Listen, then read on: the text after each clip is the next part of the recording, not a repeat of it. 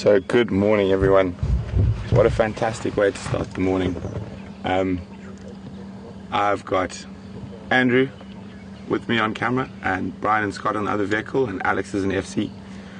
Andrew and I literally drove out and we're speaking about how far the Nkuhuma Pride has been moving at the moment, just listening to the radio. And I was saying, oh geez, we should go down, check down our eastern boundaries, see if they've come into the property. And not even 5 minutes after leaving, we've got just 1 second, sorry. Not even 5 minutes after leaving, we found the whole Nkuhuma Pride plus the 2 Matimbas. And I'm going to ask Andrew to zoom out quickly because the sun is about to rise behind them.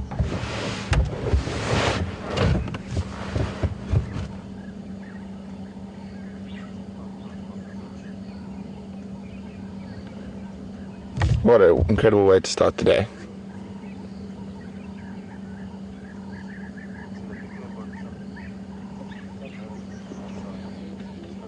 A feline sunrise.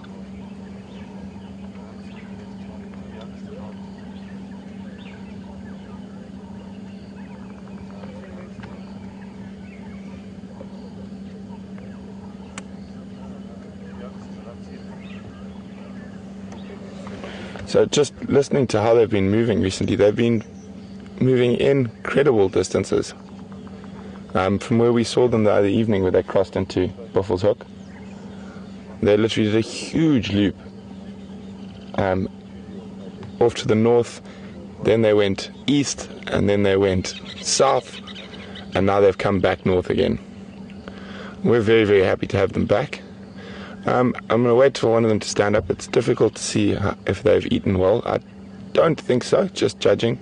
We don't see those big bulging bellies. So they could still be quite hungry.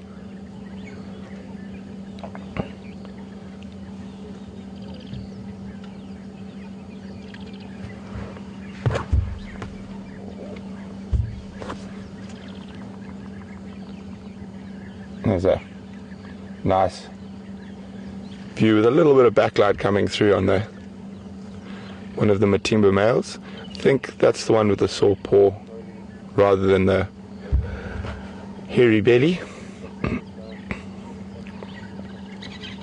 Oh, it's a tired line. From where they were seen last night, they've probably done about 3 or 4 kilometers during the night.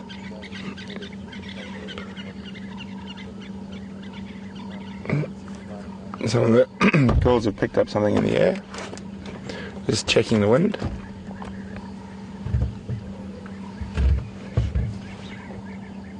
Yeah, so they are quite hungry, we can see now. They may have eaten something. It'll be easier to see once they start walking.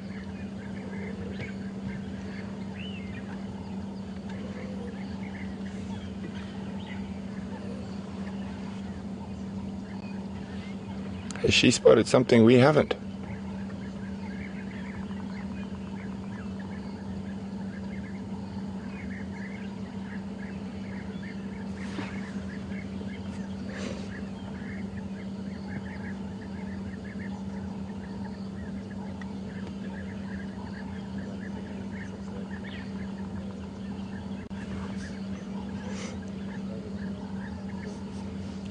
Definitely showing stalking intent. I'm just trying to figure out what she spotted.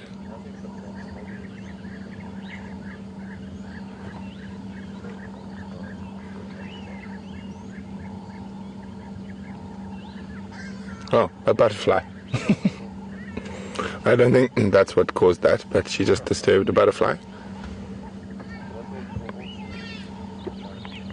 No, they've definitely seen something now. There's something.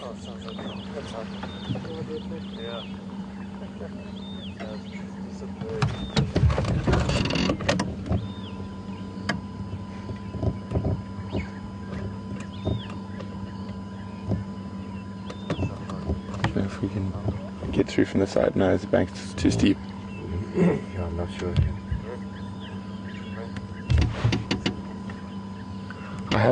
I said to Andrew this morning, I haven't seen those 2 young females.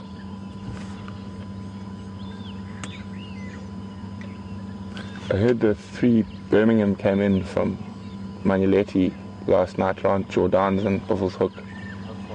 Yeah. But I haven't seen, I looked for them this morning, I haven't seen any of the youngsters.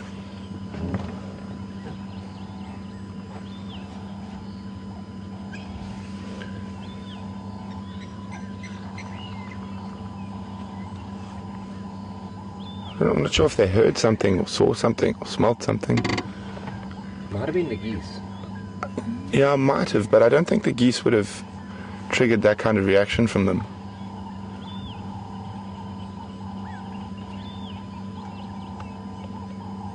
And there we go, guys. A lion sunrise.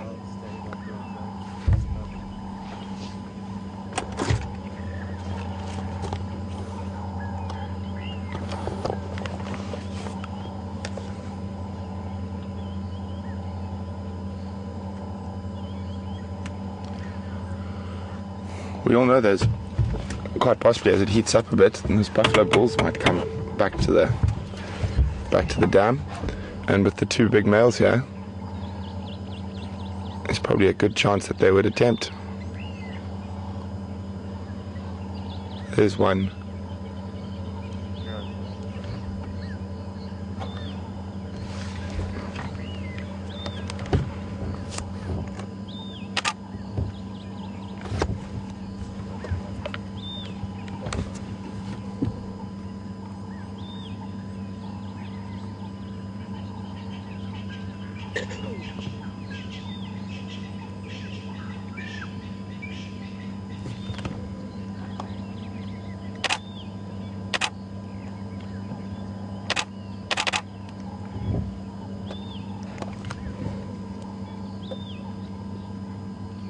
Nope. False alarm.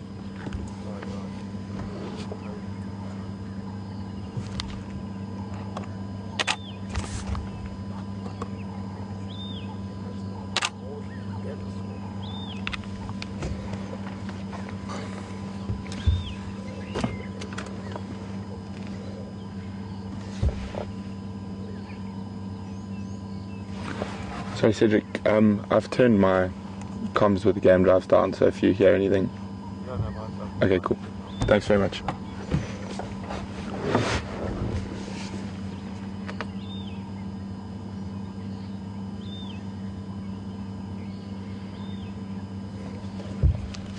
So this is the second time in about 10 days they've been very close to our camp. I wonder if they're going to trap Alex and FC again this morning.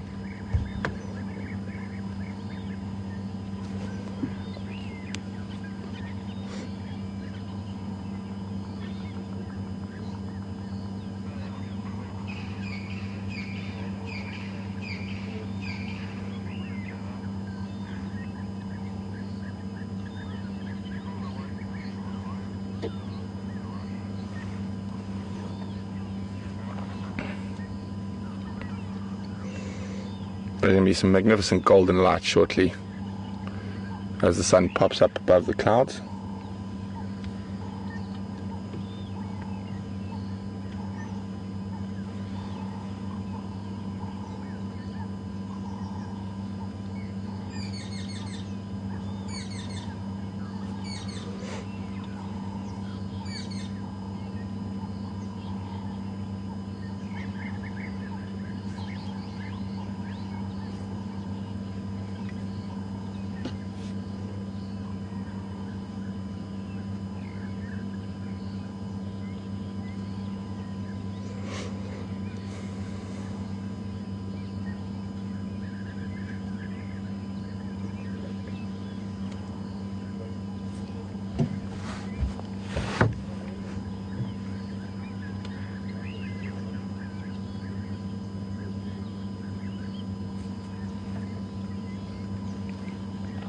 Very quiet morning, just the birds, the dawn chorus calling.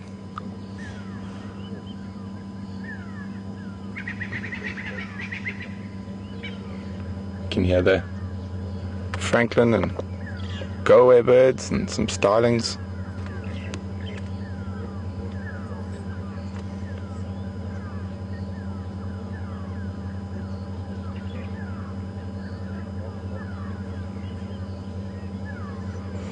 The lions made it very easy for us this morning. We didn't have to do any tracking. Just sort of stumbled upon them as we drove down towards the dam.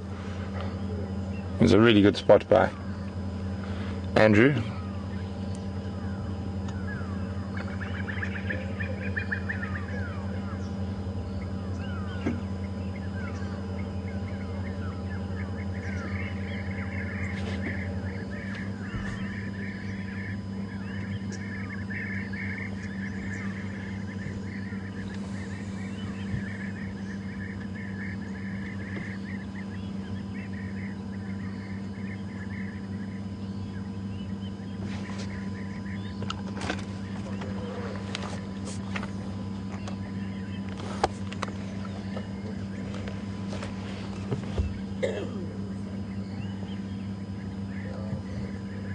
Is that? I don't know if you guys can pick up that noise in the background. That there's a hippo in the dam.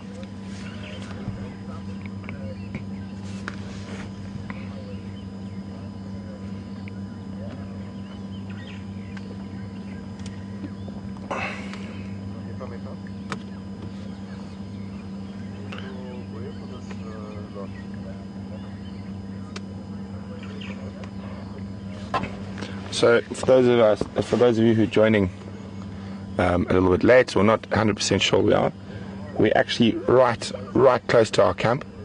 So this is Djuma Dam or Vuyatela Dam, and if Andrew pans to the left, I know he's not going to get there, but Djuma Lodge is literally 50 meters to our left, and the line's lying right off in front of the main sort of deck area of the lodge.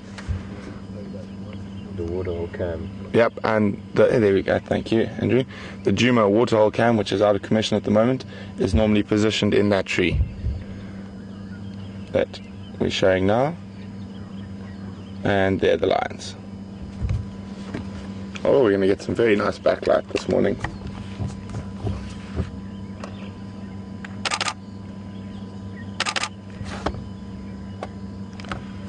Matimba's in the Sphinx pose.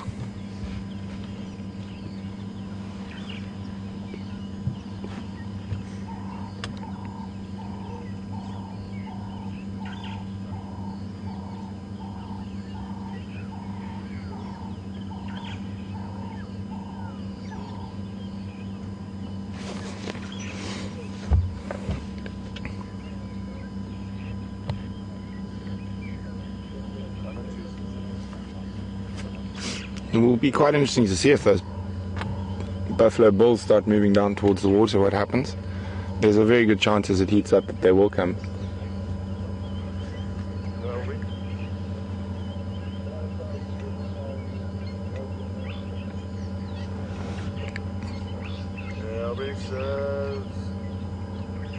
myself at the moment on the dockyard. If is making his way from Nkuhuma, but I'm not going to be too long here because I want to try and get Ryan coming in the side as well, so stay local.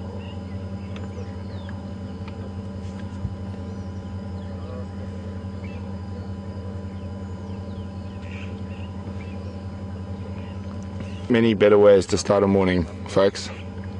Here in Djuma Private Game Reserve in the Sabi Sands in South Africa. Just for those who are not sure, we are actually live, completely live with lions. We're watching these lions in real time. It's incredible how technology has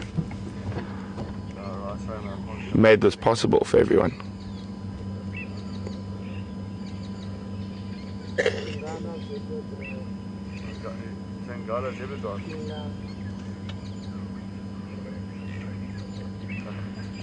Alright, copy. Thanks so much.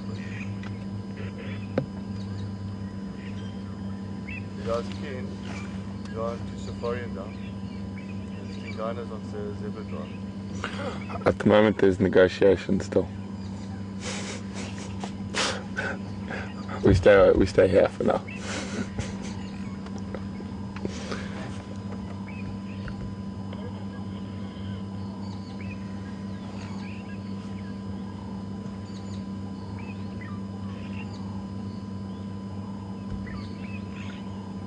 Oh, tired kitties.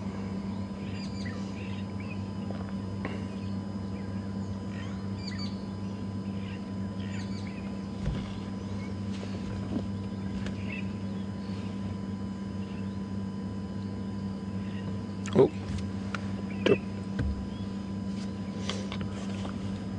is that the Warburgs, maybe? I can't see.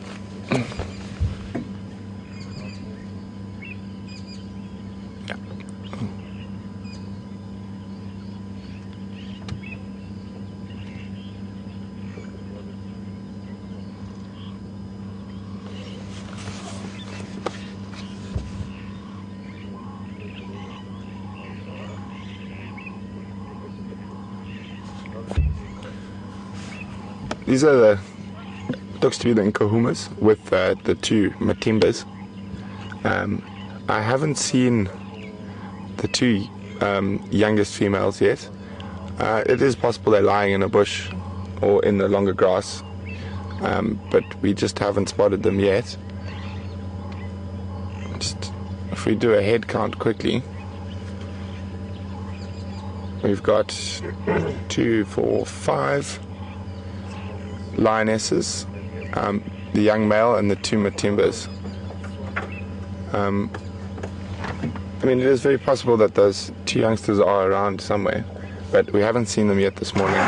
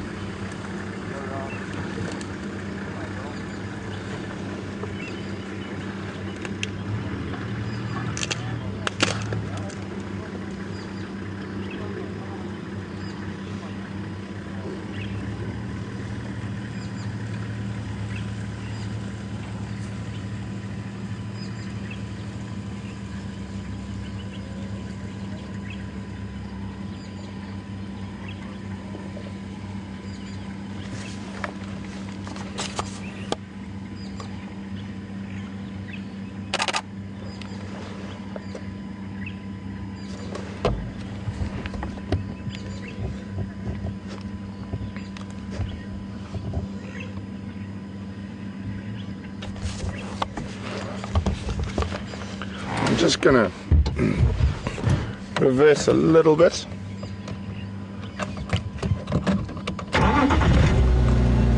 Just so we can have a bit of a better look down to where the other Matimba is. Maybe the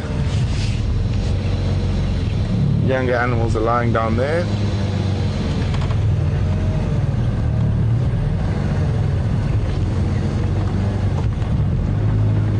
But it doesn't look like it.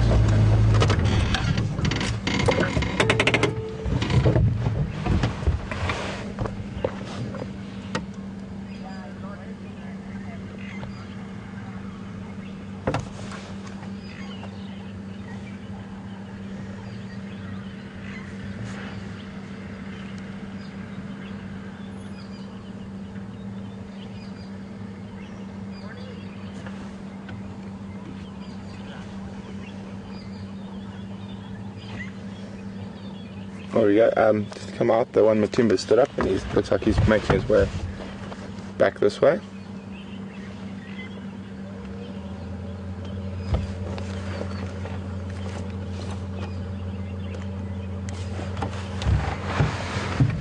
Oh, he's going to flop down. Oh, having a scratch.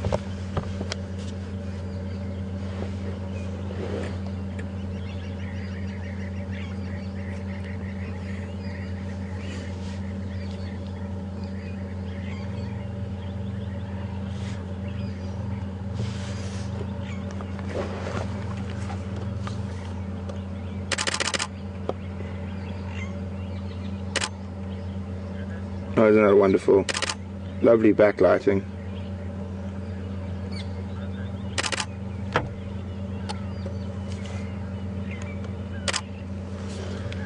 And the problem, flat cat. What a productive area this is for other animals. Even though the lions, their heads are down, eyes are up, scanning the opposite side of the dam, make sure if any prey species come in, we can spot them and then plan our movements accordingly.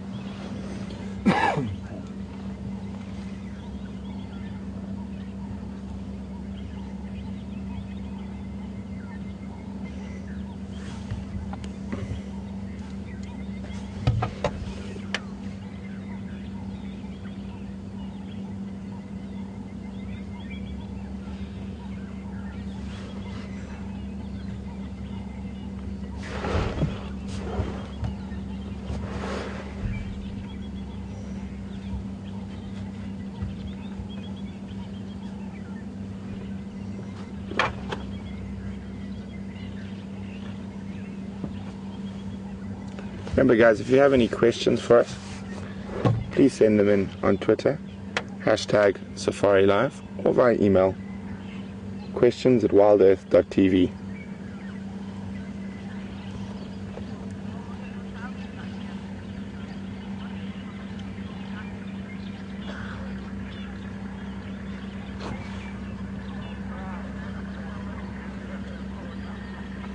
Good morning, Chris from North Carolina. Welcome on Drive with us this morning. Chris would like to know, what is the usual sleeping pattern of lions? Do they usually sleep so far away from each other? Well, it completely depends. Quite often they do. Other times they'll sleep very close to each other. Also, in terms of sleeping patterns, they sleep for a very long time. On average, a lion will sleep about 20 out of 24 hours. And quite often when they do get moving, they have bursts of sort of activeness, or they'll walk or hunt for 20 minutes, half an hour, and then lie down and sleep for a while. Oh, there we go. One of the Matimbas is getting up. Such wonderful backlighting.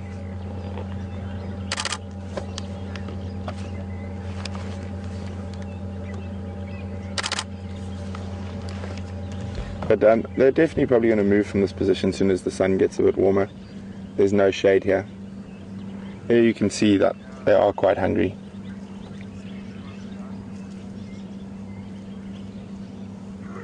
Oh, boom. Flat cat.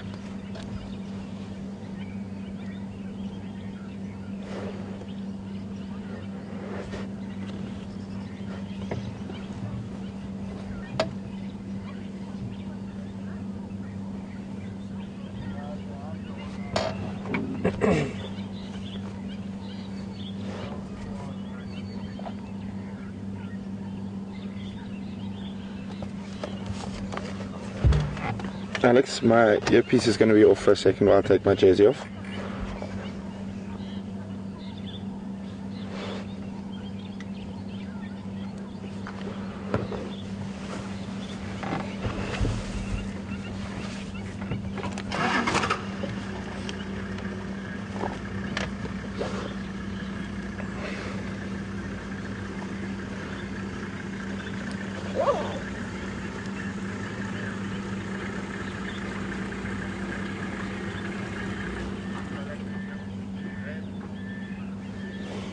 Okay, I'm back.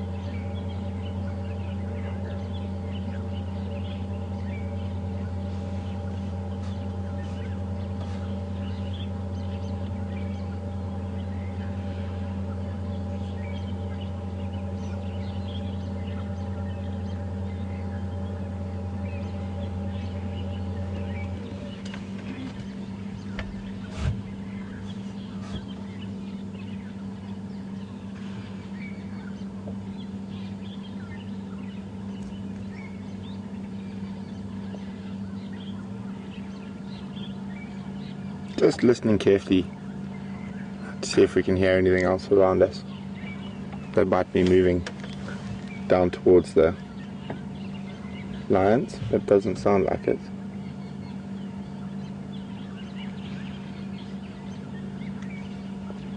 It is quite strange we have not seen those two young females yet.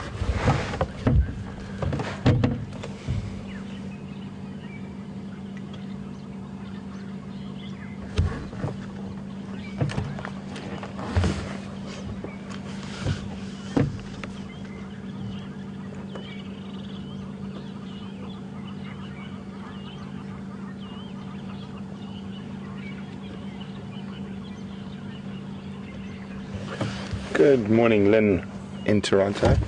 Welcome on Drive with us this morning. Lynn would like to know, is it possible that the two missing lionesses are off with the Birmingham males? I would think not, Lynn. I think that they're still too young to be mating, which is quite worrying in terms of where they possibly could have gone. They may have been separated during a hunt, or they may have had a run-in with other lions. It's impossible to tell without having tracks to go back on or seeing. What I will do is get Scott to ask the other game drives who saw them last night to ask if those two young lionesses were with the pride.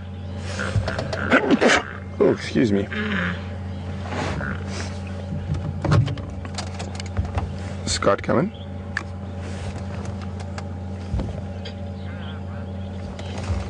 Scott, could you possibly ask the other game drive vehicles who had the Nkuhumas last night whether those two young lionesses were with the pride?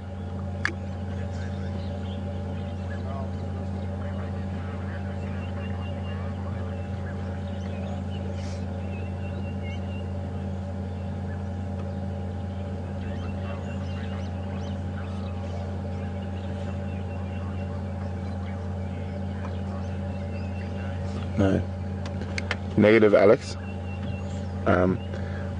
Scott, what I'd like to know is whether the two youngest lionesses, the sub-adult lionesses from the Nkuhumas, were seen with the pride last night.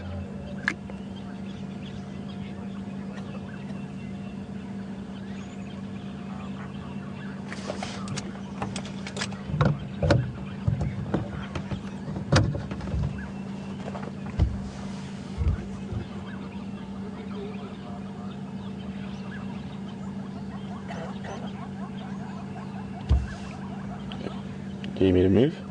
Yeah. Would be nice.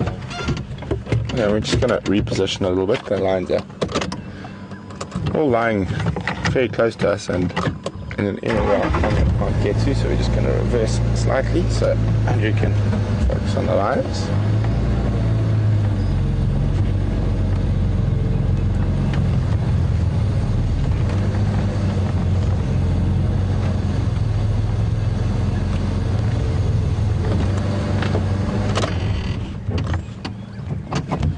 Good morning, Linda from Washington. Welcome on Drive with us this morning. Linda would like to know how much food is needed to feed all of them. Well, that's very dependent. To survive, they don't need that much, but to be full, they need quite a lot.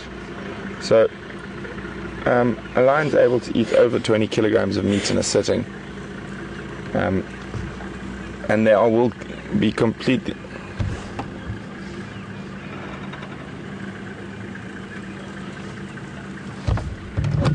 Copy, thanks, Scott. So, no one can. There was one station with, but he's not quite sure whether he saw the two young females last night or not. So, at the moment, it's going to remain a mystery. I will try to find out more during the drive to see if they have been seen. We know for sure we saw them not yesterday, the day before, in the evening, and they were definitely with the pride.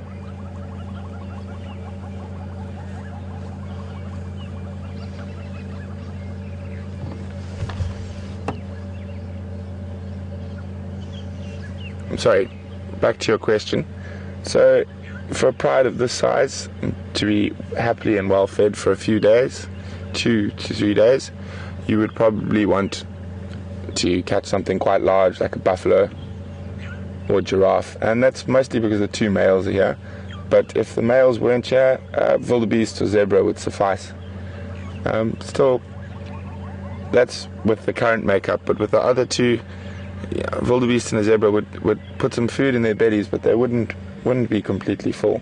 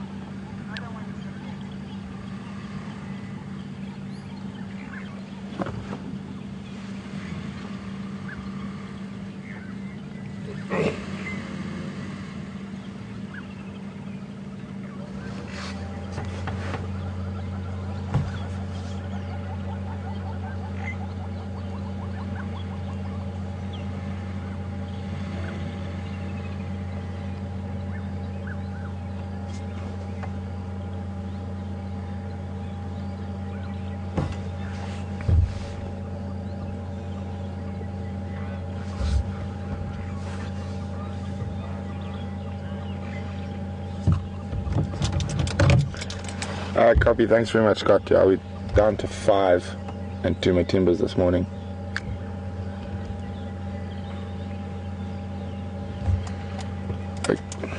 Okay guys, Scott's went and did some snooping, finding out from the people who saw last night, and someone took a video of them last night, and there were 9 lionesses or lions, part of the pride in that, and including the 2 Matimbas, so it would have been 11 in total. And this morning we've only got 1, 2, 3, 4, 5, 6.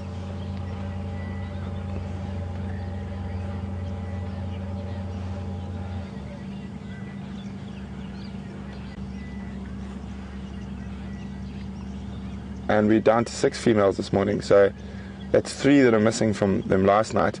There is a report as well that the one of those young lionesses was in really bad shape last night. I don't have more details at the moment, whether it was injury from fight or just bad condition. So something must have happened between when the game drives last night left them and we found them this morning. But I can't see any visible cuts or scarring on any of them, like they've been fighting with other lions. Go ahead.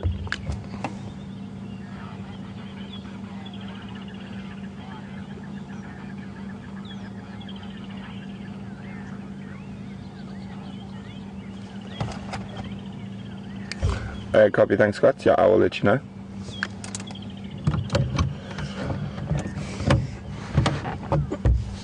So it is possible that one of the, I don't know this pride well enough yet, but it is possible one of the other adult lionesses has stayed with the 2 young ones to sort of look after them, because according to the report from last night, the one of those young ones was battling to keep up with the pride. So it's possible the mother maybe stayed with the 2 young ones and is somewhere behind the pride, It is possible they've been split from the pride during a hunt. Without actually being there, it's very difficult to say, and all we're actually doing is speculating on what possibly could have happened.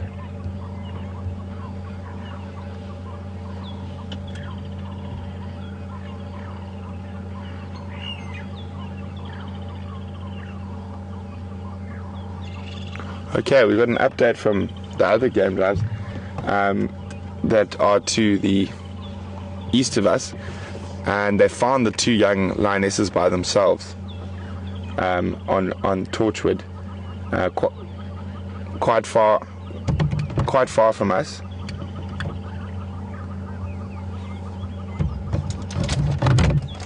Yeah, copy. Thanks very much, Scott.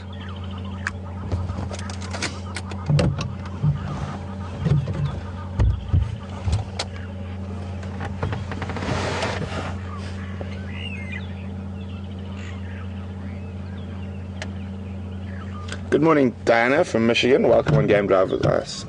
Diana would like to know, apart from being a little bit hungry, do they look healthy? They do. Diana, they look in reasonably good condition. All the ones that we can see in front of us.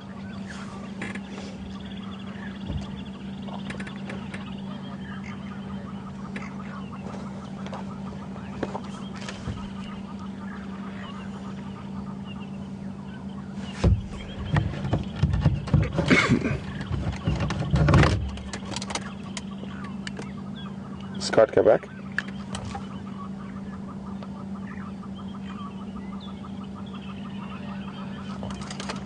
What was the update with those tracks you were following?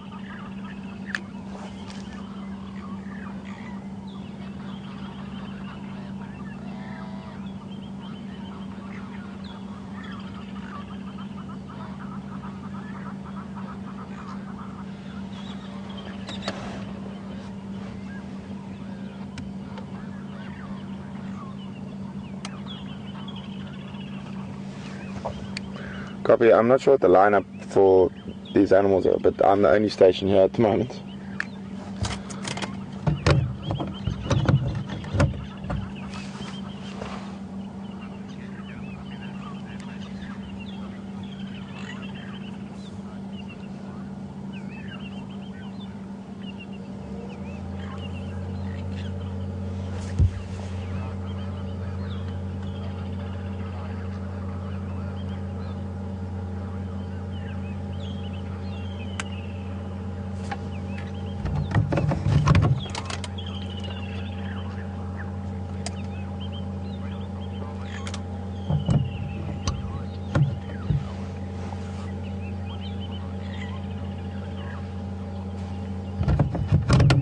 Sorry, go again with the name.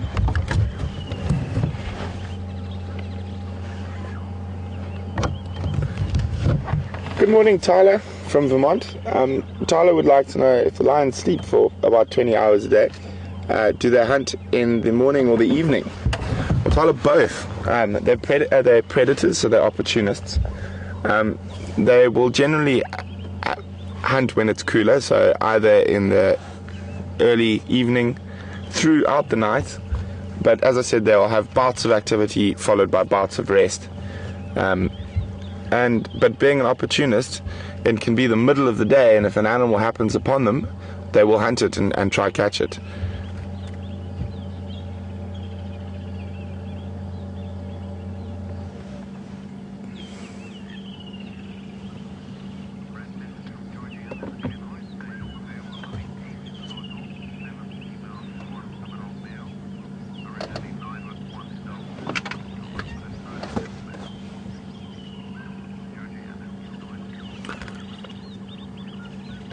Good morning, Georgianne from Illinois. Georgianne's just giving me an update on the Nkuhumas. There were 9, an adult female was killed by the Birmingham males, so that left 8.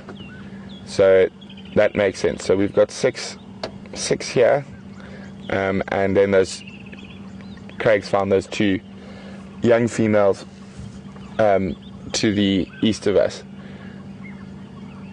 So they obviously got separated from the pride at some point last night.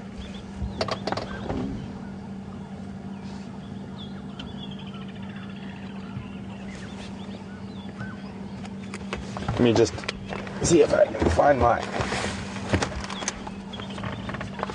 lion notes.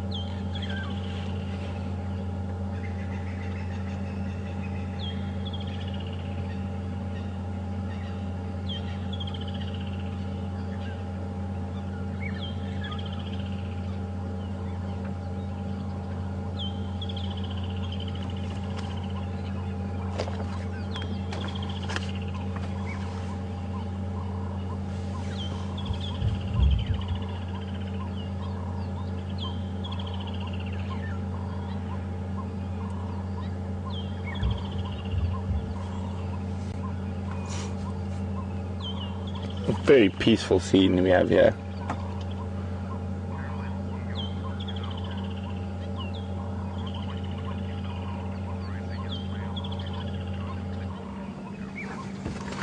Good morning, Carol, who's in New York. Carol would like to know, at what point will the Matimbas stop tolerating the young male, or will he join them in the coalition? Carol, he will definitely not join them in the coalition. They will push him out. He's still a bit young, but probably in the next 6 to 8 months, they will start hassling him and pushing him away from the pride. Quite often, what the young males do, then they'll run away while the dominant males are around, but then sort of hang around the peripheries and sneak back when they're away. But it will get to a point, probably in the next 12 months, where he will have to leave the pride completely. And because he's by himself, he will probably start looking, or anyone's guess which way he goes, but he will start looking for a new territory away from his natal territory. The reason he won't join the coalition, because these are probably his father's, or one of them is his father. So there would be no sort of genetic reason for him to join the coalition, because he'd be passing down the same bloodline as the older males, and you wouldn't really want him mating with his moms and sisters and aunts, because the genetics would be quite close.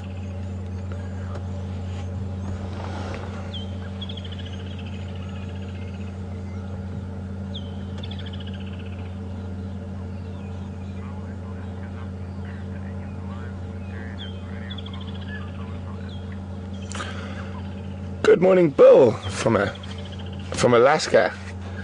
Bill would like to know, do any of the lions in this area have radio collars? Not that I'm aware of, Bill. I'm not sure if there's any ongoing sort of research on lions in the Sabi Sands where they have radio collars. I have not seen any lions with radio collars since I've been here. It is possible that there might be research going on lions in the Kruger National Park to the east, and they might come across from time to time. But as far as I know, we have no animals with radio collars. But I will double check that, but I'm pretty confident.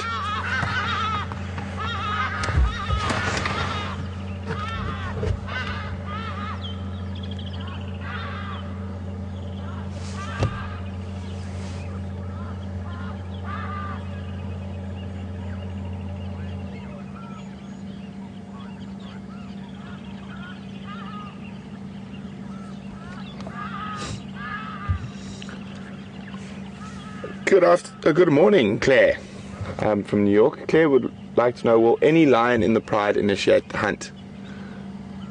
Yes, most definitely. The first lion that sees a prey species coming in will do that sort of lock-in stare, initiate the hunt.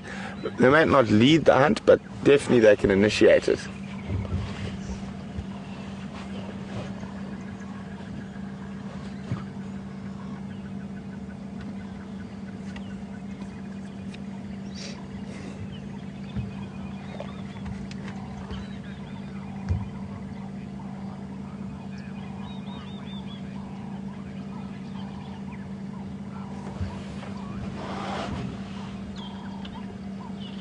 Good morning, Rose from Texas. Rose would like to know, if the buffalo came to the other side of the dam, how far would they, or how close would they have to be to see the lions? If the lions were lying flat like this, it's quite possible the buffalo wouldn't see them at all. But as soon as they stood up, it's very probable the buffalo would see. It would be interesting to see how the pride reacted to buffalo coming down. Whether they sort of slunk off to the left and right and tried to get around the other side of the dam. Hopefully we'll find out.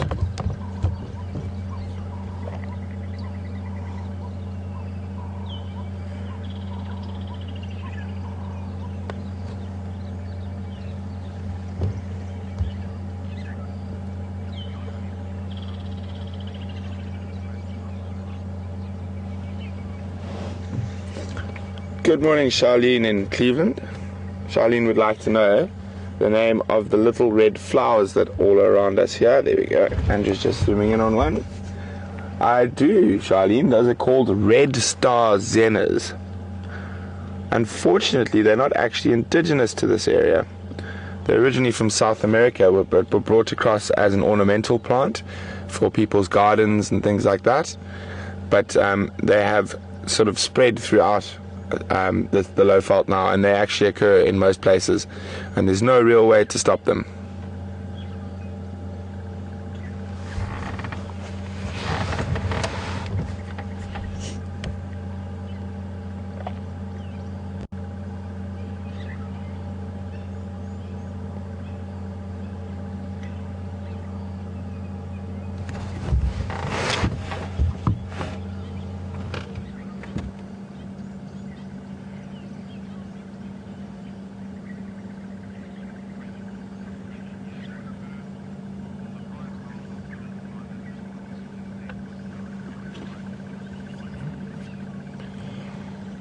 Good morning,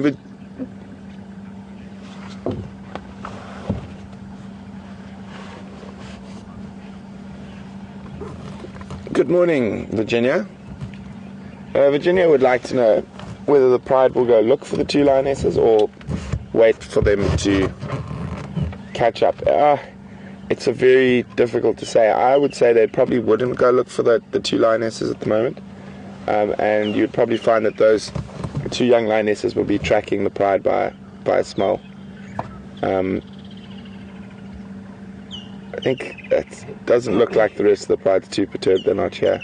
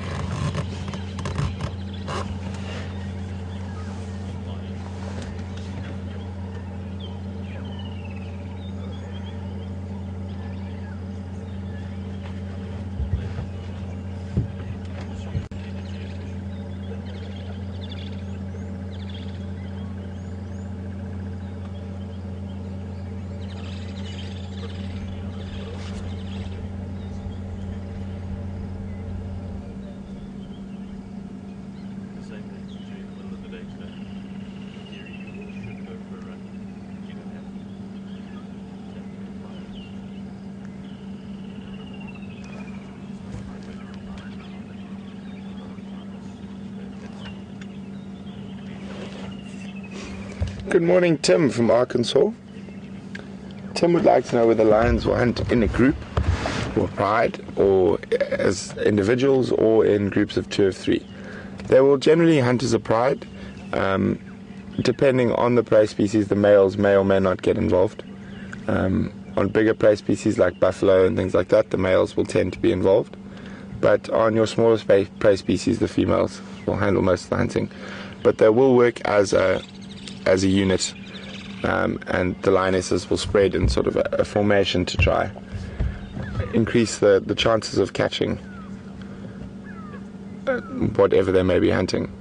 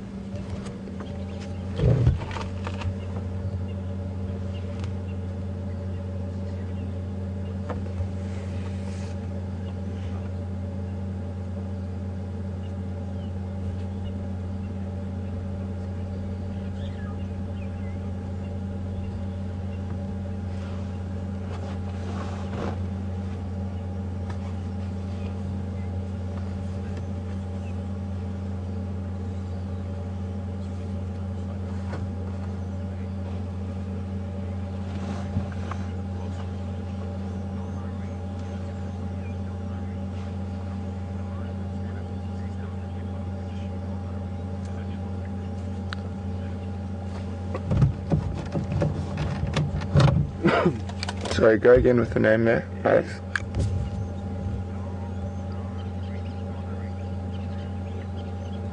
Good morning, Donnery from California. Donnery would like to know whether lions would attempt to take down a hippo. Most definitely, and especially a pride of the size with 2 adult males with them, they would definitely attempt a hippo. Obviously not while it's in the water, but when on land, they would definitely attempt a hippo.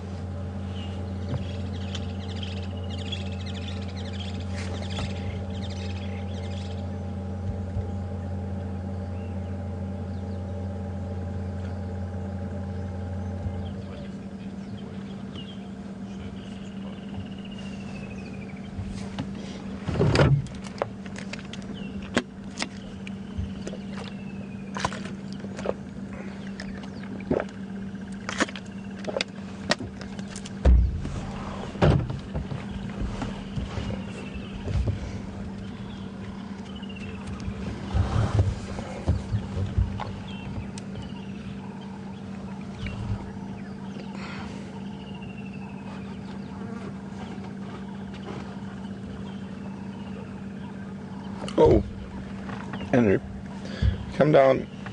I don't know if you can spot. Little butterfly. Yeah. We're a bit close. No, it should be good. I just spotted quite a pretty little butterfly next to the vehicle. It's called an acrea butterfly. I don't have my butterfly book, and the acreas are very, very similar, so I can't tell you the exact acrea it is, but I can give you the family. Probably one of my favorite butterfly families. There's one that's got the best name I've ever heard for a butterfly. It is an acrea, so it's got that very distinct orange spotty top wing, but the bottom wing is completely see-through, and it's called a wandering donkey. I just think it's just a really cool name for a butterfly. But they're quite interesting little butterflies. I'm trying to see if there's a Waltharia around here, which is the plant that the caterpillars feed off. There isn't. You guys have to remind me later on in the drive to show you the plant. So what those caterpillars do is the adult butterflies lay their eggs on that. Oh, there is an Waltharia right here. Okay, we'll show you after we've finished looking at the butterfly. So the adult butterfly will lay the eggs. You see this with the yellow flower? A bit closer to us. Yeah. So the adult butterflies will lay their eggs on, let me just wait for Andrew. There we go. on that species of plant. It doesn't have a common name. It only has a Latin name. It's called a Waltharia indica, and that is the host species for Acrea larvae. So the caterpillars from the Acreas will eat that plant, and that plant has got a toxin in it called a hydrogen cyanide. And what that does is, because the caterpillars eat quite a lot of this plant, so when they pupate and then become butterflies, the adults take on the toxin, and which then makes them noxious to birds and stuff. So when you watch an Acrea fly, it's got a very heavy, lazy flight pattern. It's not a very fast-moving pattern that's worried about being eaten by birds and things like that. It knows it's noxious and sort of flaunts it. Bright colors, flies slowly, and that bright colors on a lot of your noxious butterflies, beetles, centipedes, things like that is called aposematic coloring, and that's basically means that it's warning anything that wants to eat it that it doesn't taste good or it's poisonous, or so it's quite interesting. Very pretty little butterflies. I was hoping the lions would get moving by now, but the clouds have been giving them a nice bit of cover.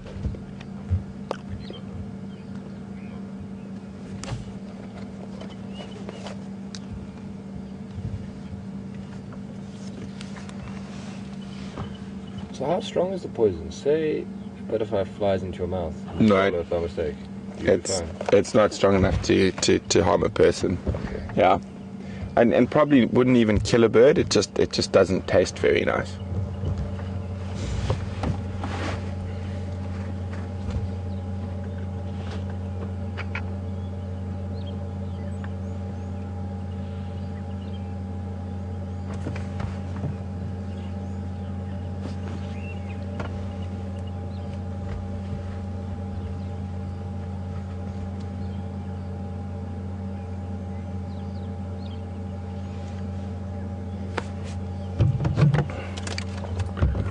Scott, come in.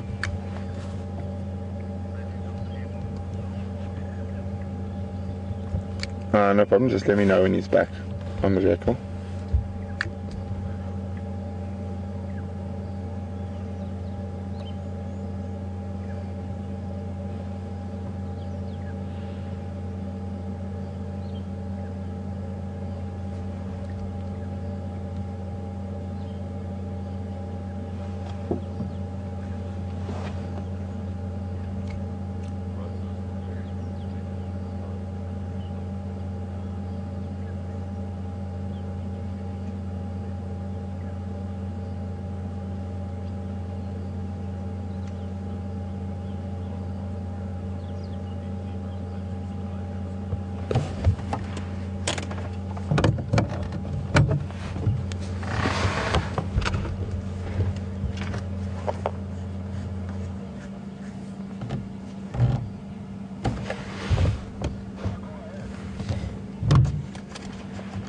Just checking what area you're working at the moment.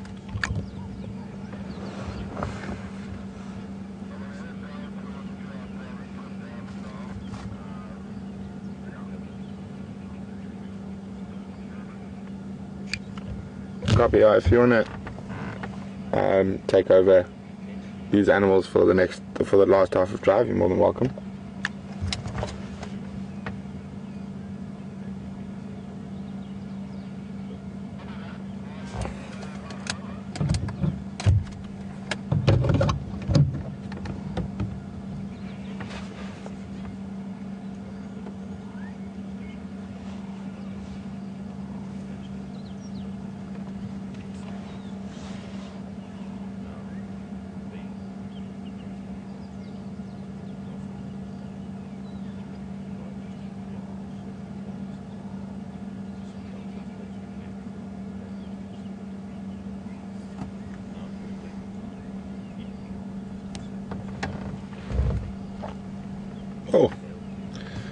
Oh, everyone's tired.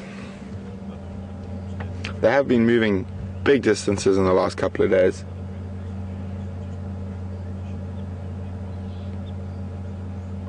One's got to wonder if they feeling pressure from other lions, or they're just having a really unsuccessful hunting streak.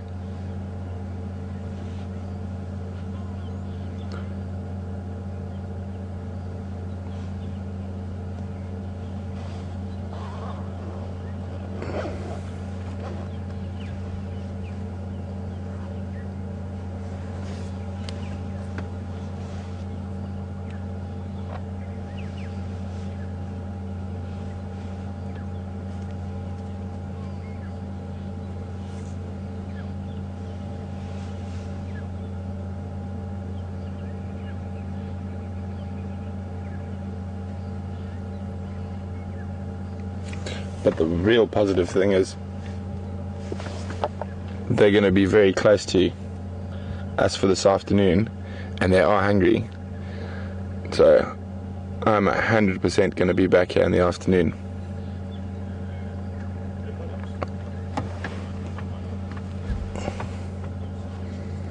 And if anyone's been watching for a while, when it comes to waiting with lions, I've got a bit of patience.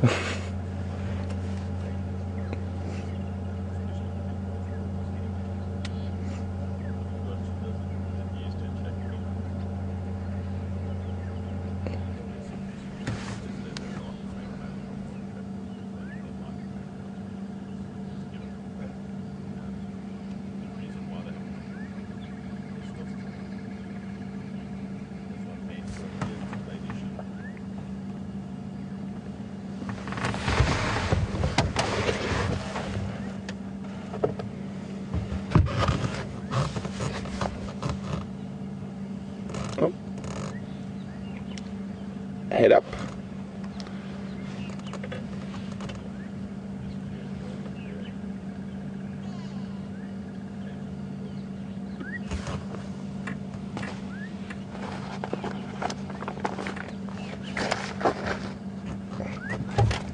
That's the majestic pose.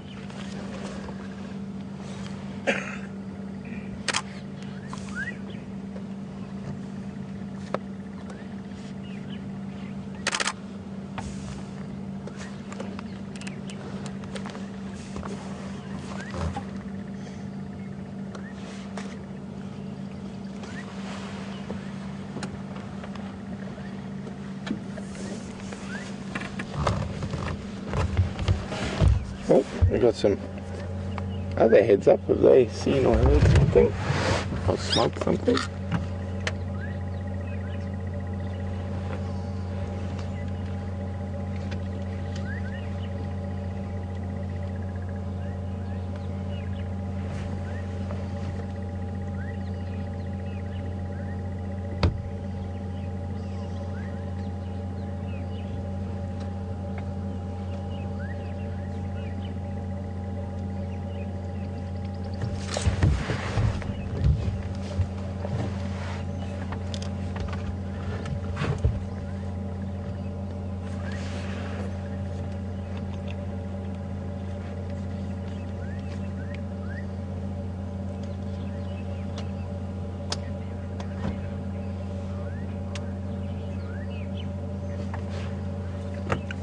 Good morning, Kathy from Tennessee. Welcome on Game Drive with us this morning.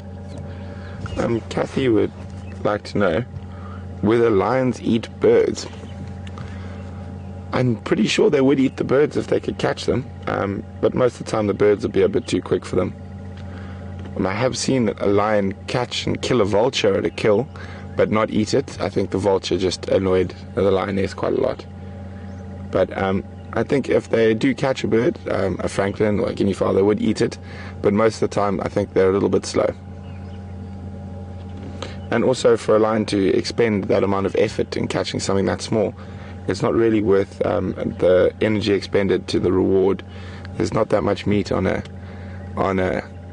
francolin or guinea fowl compared to an impala or zebra, wildebeest.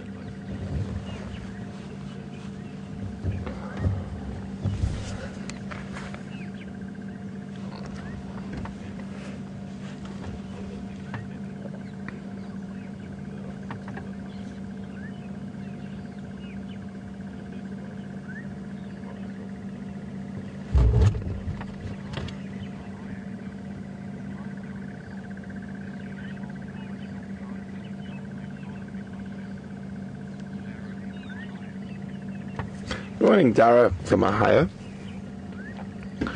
Dara would like to know whether, if the lions are very full and they see an animal, would they still try and make a kill, or because they're very full they would just leave it? It depends on the situation, but as I said earlier, lions are opportunists. So if they're lying here with big fat bellies and another animal happened to walk into them, they would definitely kill it. Because remember, lions are not that opposed to eating rotting meat. Not that fussy. So yes, they would try and make a kill, but if they were really full and the animal was a long way off, it's a 50-50 chance whether they would.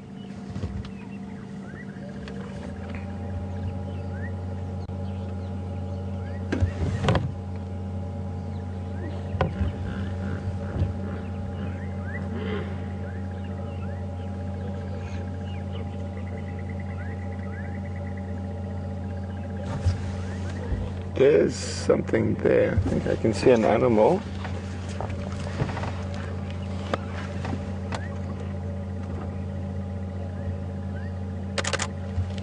Some movement behind that bush there. I can't see what it is, but I'll keep an eye on there.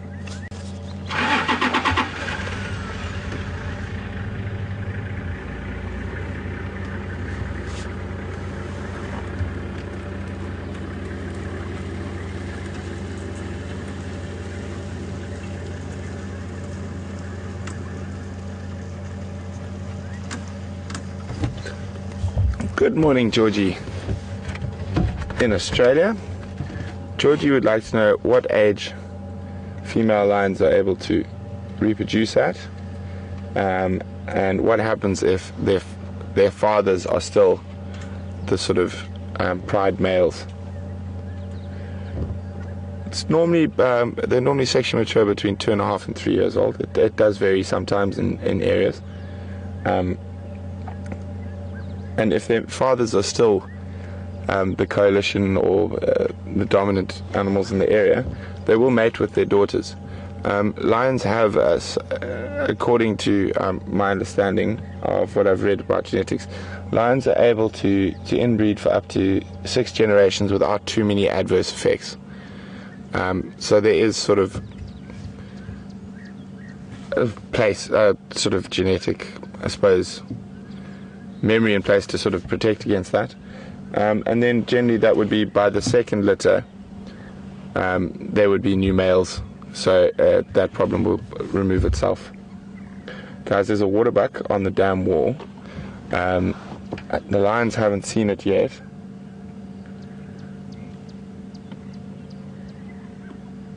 It'd be interesting to see what happens if one of the lions does see it. Oh, excuse me.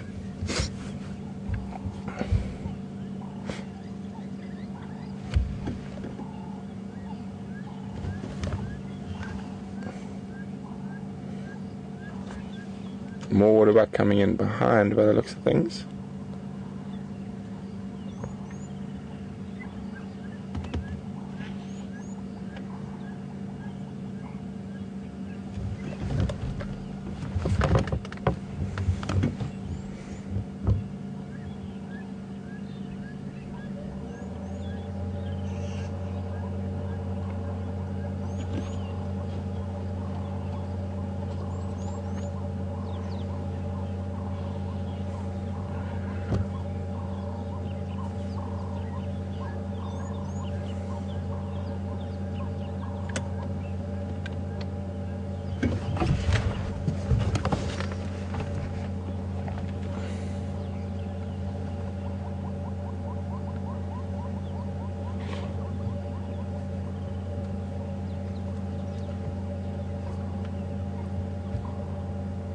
Hey guys, behind you.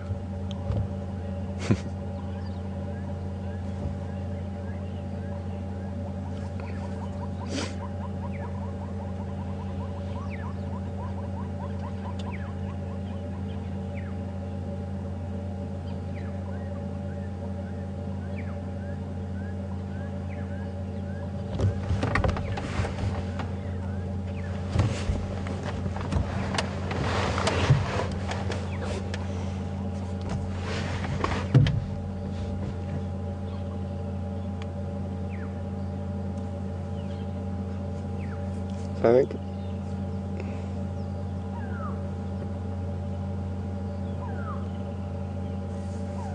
All looking the wrong way.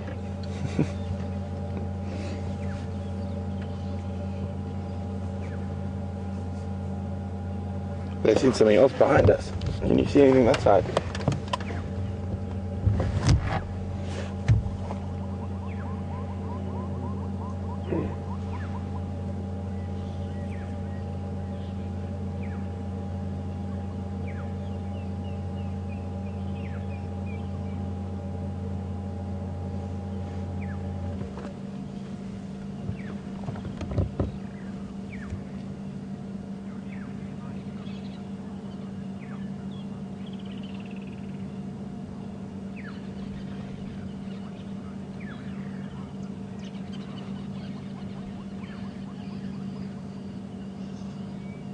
Well, thanks very much. Georgie in Illinois is just commenting on, we're talking about that lions will eat even when, or kill even when full. So they watched the Birmingham Lions kill 3 buffalo in 2 days.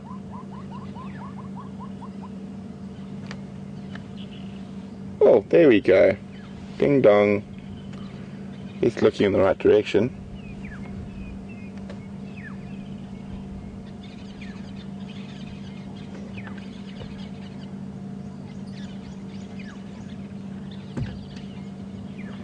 There we go.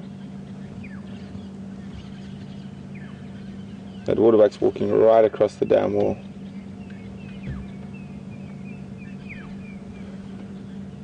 She's walking onto the side where the lions are, which would make it easier for them. What I'm going to do is I'm going to move a little bit further away from the lions so the waterbuck doesn't look at us and then see the lions, and also give us a bit of a wider view in case something does go down. We don't want the waterbuck to watch us and give away the lions, and vice versa. So we're going to put ourselves sort of in between, in the middle, here I think, where we can still see both, but we're not going to attract attention to the lions.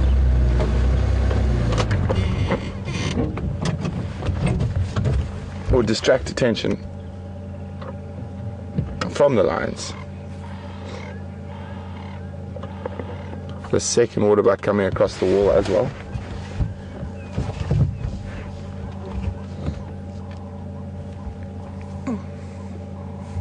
The only thing you've got to hope now is one of the male lions doesn't lift his head and just get spotted, because that's very possible. That's far easier to spot than a lioness.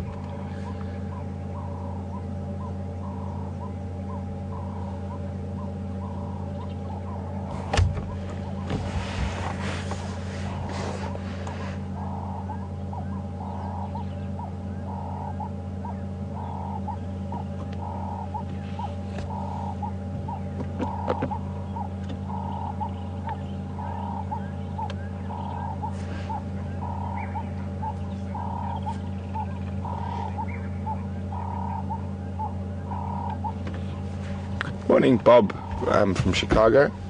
Bob would like to know, when big cats kill, do they eat everything? Bones, internal organs, everything. They'll eat as much as they can. Generally they'll eat the high nutrient items first, like heart, liver, lungs, kidneys.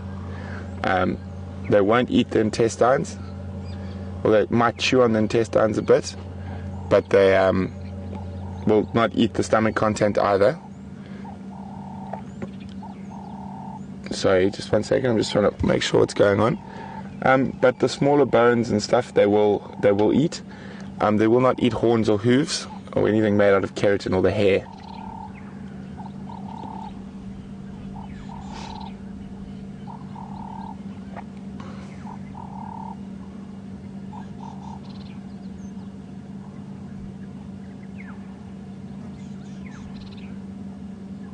So the waterbuck dropped down behind the dam wall. I can't see where the second one is.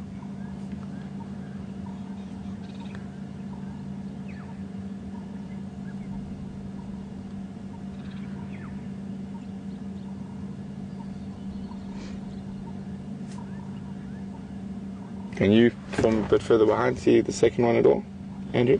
So negative. think maybe they would also drop down.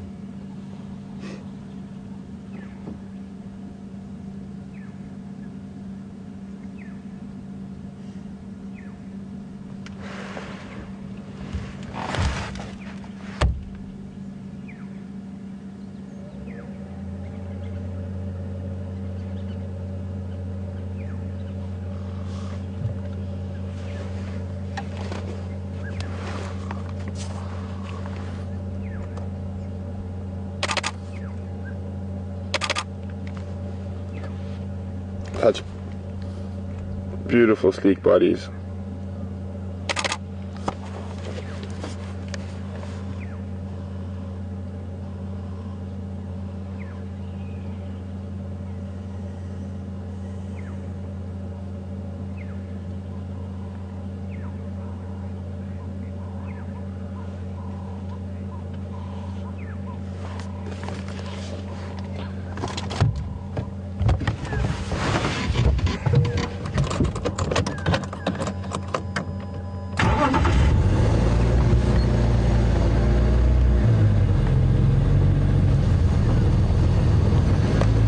Move back to see if I can see.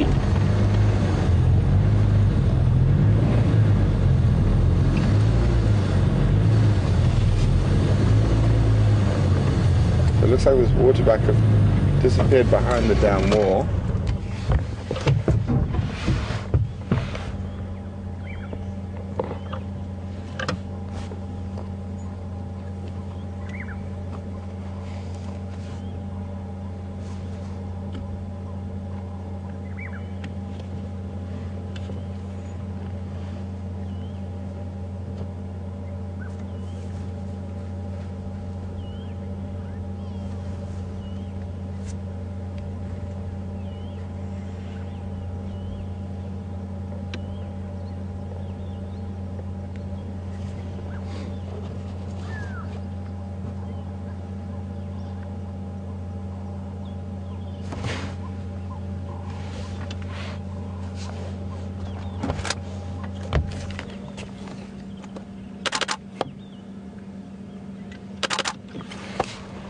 There's that 1,000-yard stare.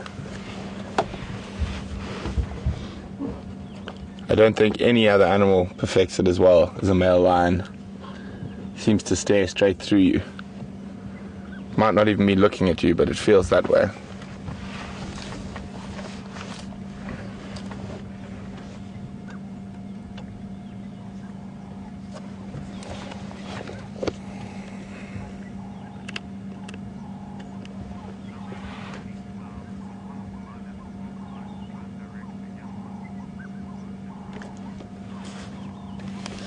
Good morning, Sunrise. From our Sunrise. Sunrise would like to know whether the lionesses might vocalize to try to direct the young ones that are separated towards where they are. It is possible, and then again, maybe not. If those youngsters are struggling, lions can be quite unforgiving creatures, and they might have almost purposely left them. It's very difficult to, as I said, say, and we're just sort of speculating at the moment till we know a bit more. But yes, they might vocalize to let them know, but probably not on this emptier belly while they're still quite hungry. But it is possible. The other thing is, if they do make a kill, I'm quite sure, they are quite far away, those two youngsters, but they might hear the squabbling and fighting over the kill, and that would be their beacon.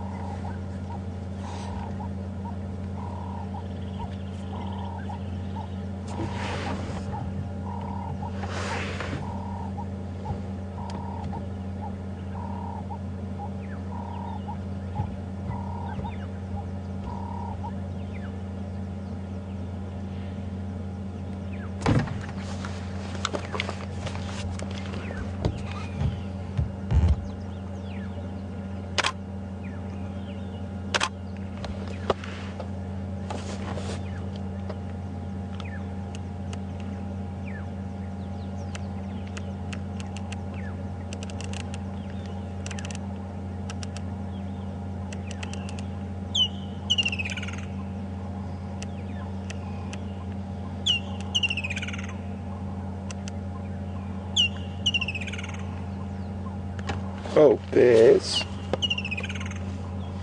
Inyala or bushbuck, I can't really see just yet, as well, coming up over the dam wall. It's a little bit difficult. Oh, there we go. She's out in the open now.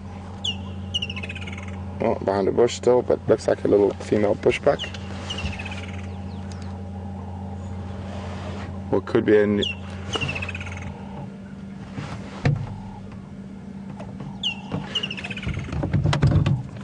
Scott, make your way, but make your way carefully. Showing interest.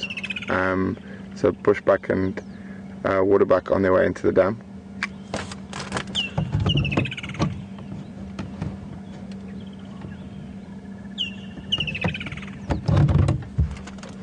Okay, copy out. There's a female bushbuck I can see at the moment, and then there were two waterbuck as well, which I've lost sight of.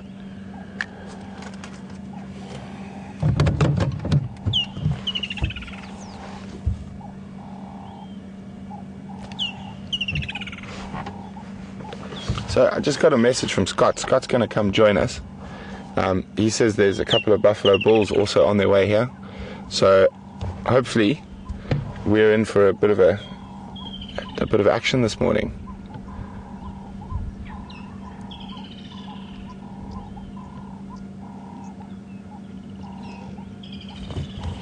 Hopefully flat cats turn into active cats.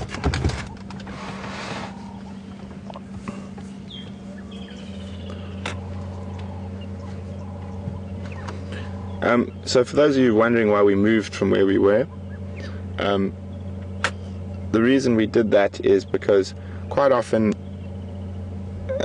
other animal species like the waterbuck or whatnot will look directly at us and then possibly spot the lions. So I just moved into a neutral area where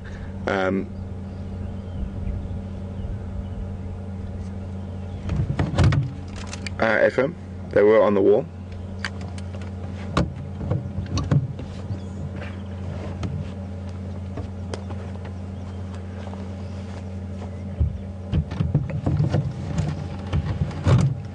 Copy, thanks.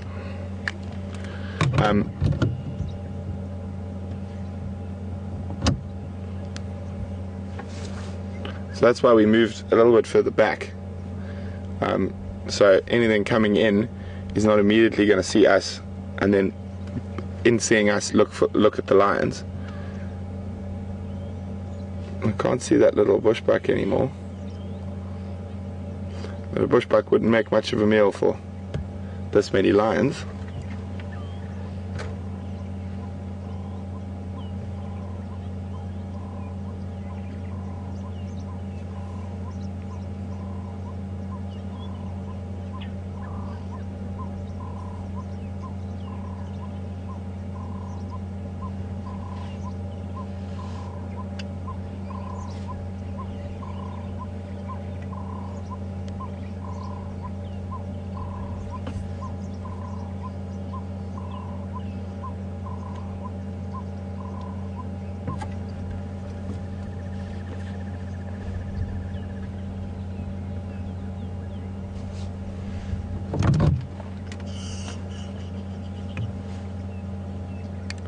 So it's got that bushbuck somewhere in the quarry thickets to your right, was moving sort of west along this southern edge of the dam.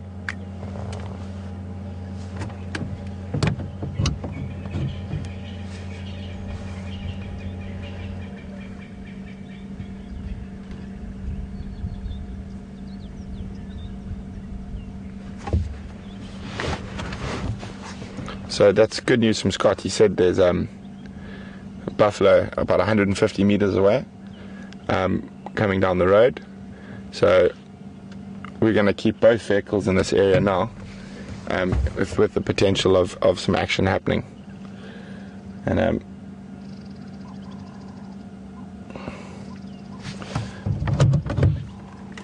Scott, confirm they're coming straight up Twin Dams.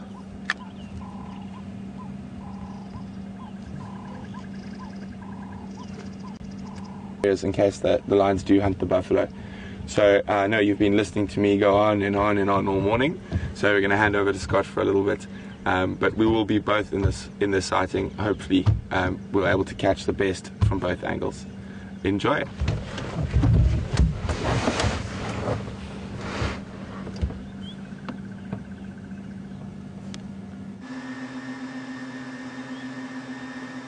Good morning and welcome on board the Jigger. Myself and Brian have been having a very enjoyable morning and have yet to... Sorry, just to better. Alex getting a bit excited there, I wasn't sure what was going on. So we've had an enjoyable morning but not hugely successful in finding any animals, and that's why you've spent the whole morning with Brent and the lion, and well done again to Brent and Andrew for finding the lion this morning. Now the good news is, and I can actually just see them coming into view now, there's 2 buffalo bulls, and I'm sure Brent let you know about that, and they've just come into view heading straight towards the dam. So things are going to get really interesting here, and let's just wait and see what happens.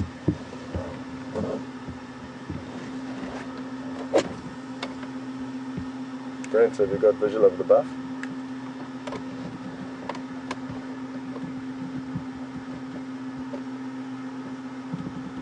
And they're behind a very thick bush, but Brian is pointing the camera in the direction of them. And Brian, I know we don't have a great angle, but maybe just, if you don't mind, showing them where the lion are in relation to the buffalo. So the lion are sleeping over there, and the buffalo are heading straight towards them, or towards this waterhole, and we are bound to get some kind of an action out of this. It's very difficult for lion to take down buffalo successfully, so that's not guaranteed. But what we can assume is that these lions are certainly going to have a shot at catching these buffalo. What Brent and I have decided to do is to try and split up. So I'm going to wait on the dam wall. I'm kind of on one edge of the dam wall now, and Brent is where he's been the whole morning, I guess. And that way, if and when things do heat up and there may be quite a lot of running around and fast movements, at least we've got our bases covered in terms of being able to provide you different shots. So these are 2 big, old, wise buffalo bulls that have survived many a lion chase or many a lion attack, I'm almost certain. So remember that. They've got to this age for a reason, and it's not going to be the first time they come across lion. But there are only 2 of them here, and just 2 can protect one another. That's also something very important to remember. Oh, there's actually a 3rd buffalo that I didn't see on our way here. It was just the 2 that I saw on the way here. And the lion are going to see them any second now. There's quite a lot of vegetation between where the buffalo and the lion are.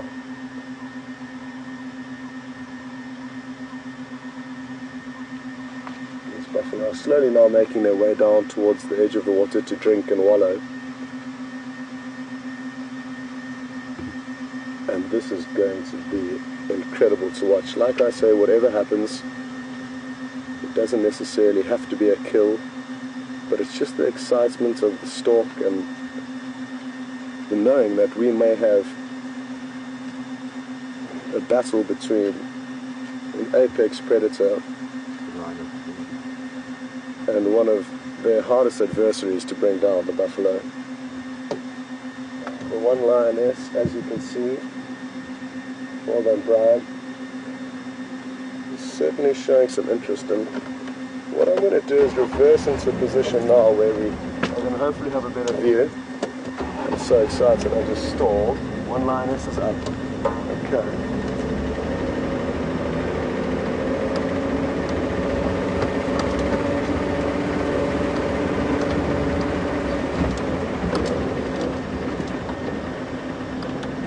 Have a great view from here.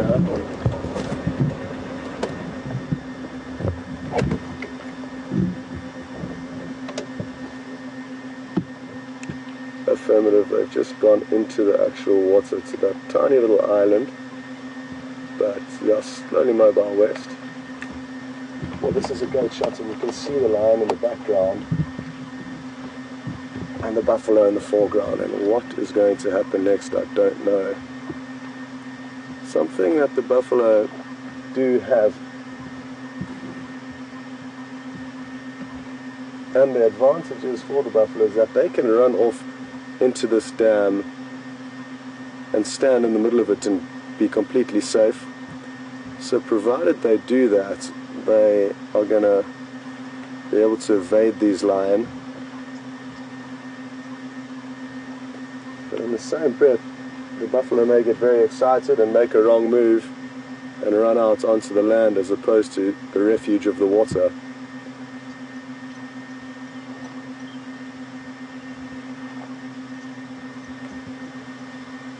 Come on, lions.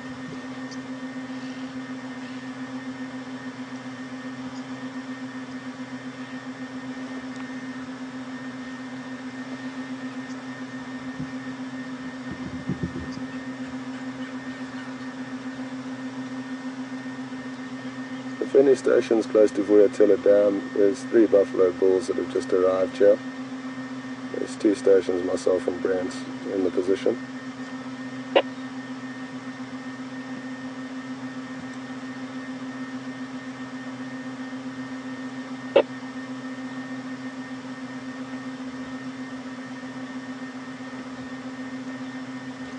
Well, as you can see, the lion are in no rush to do anything, but they may just be assessing their options and working out what to do next.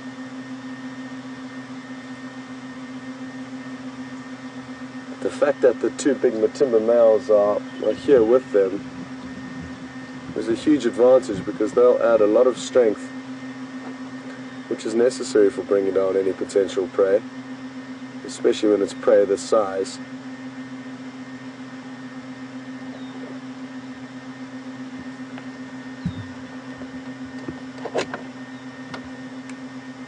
Brent, are the lion hungry, or what's their belly status?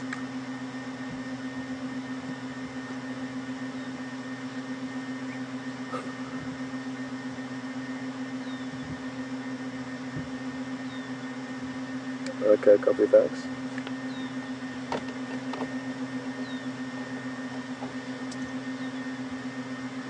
Well, some things in nature you just can't explain, and this is one of them.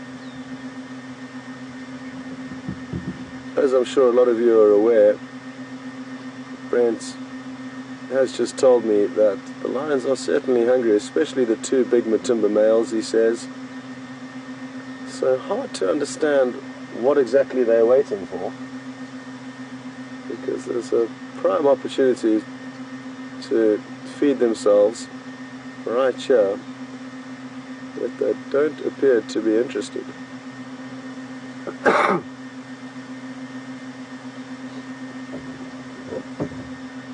There's one lioness who seems to be showing a bit more initiative than the rest. She's beginning to hopefully lead the rest of the pride down to this waterhole.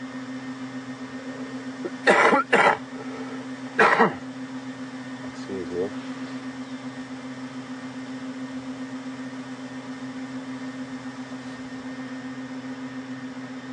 So you can see the one lioness there.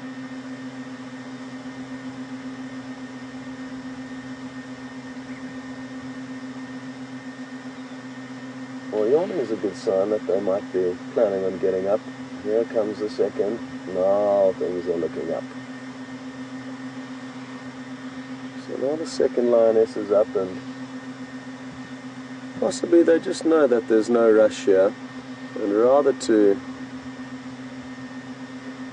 than rushing in, rather assess the situation. The buffalo have no idea they're there, and the lion are aware of that.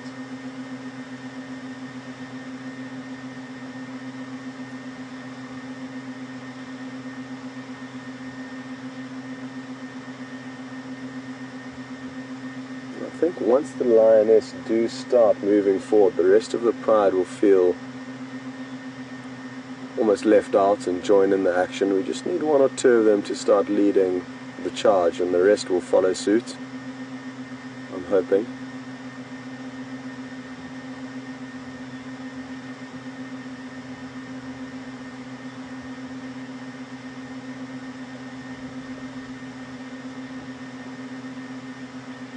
A great example why it is important to invest time with animals, even if they are asleep, because you never know what may stumble upon them while they are sleeping, and therefore cause them to up their game.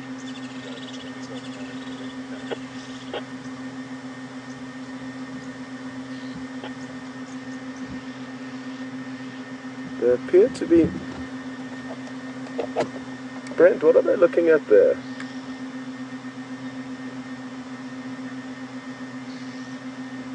They appear to be looking at a different animal now. Not in the direction of where these buffaloes are.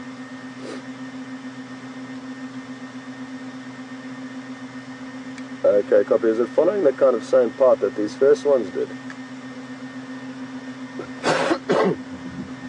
Excuse me. Well, there's another buffalo on the way, and that's what's caused the lion to start looking further to the left of the screen, or it would be the lion's right.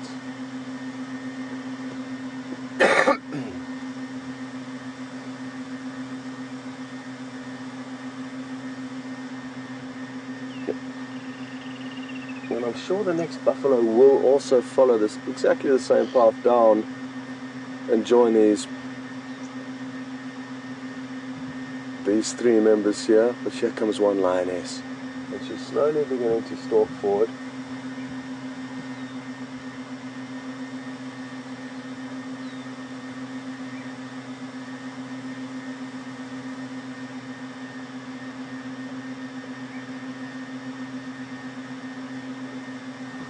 The next buffalo will be coming into the frame shortly.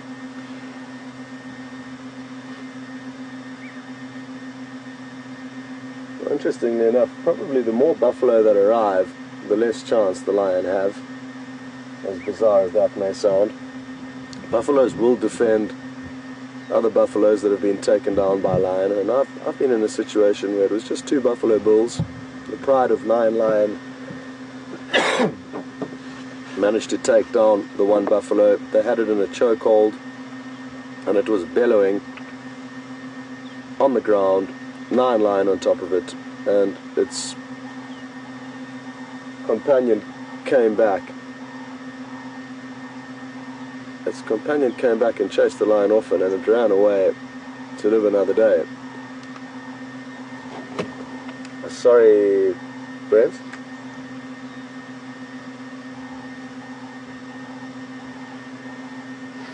Yeah, the Nkuhumas are apparently good at taking them down, according to Craig. They've taken down a few on Torchwood, and that was without the Matimbas.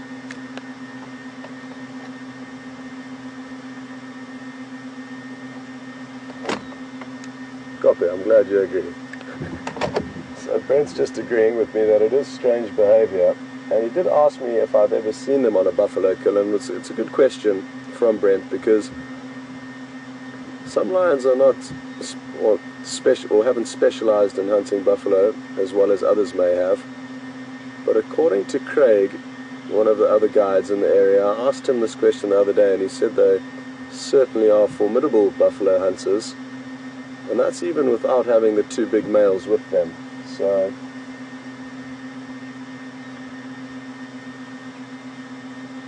now the young male from the Nkuhumas is also up, and once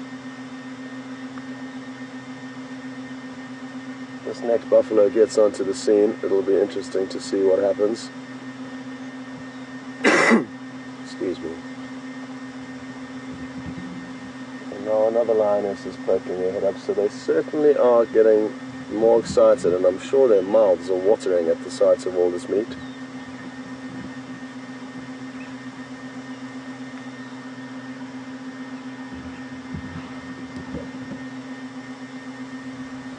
Here we go.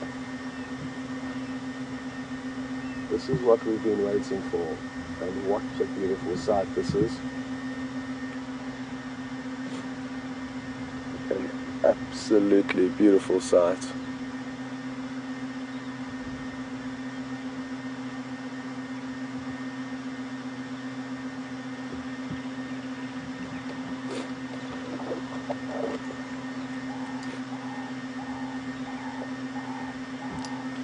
It might even be worth going behind them, so we've got the angle from both sides, I would say, for now.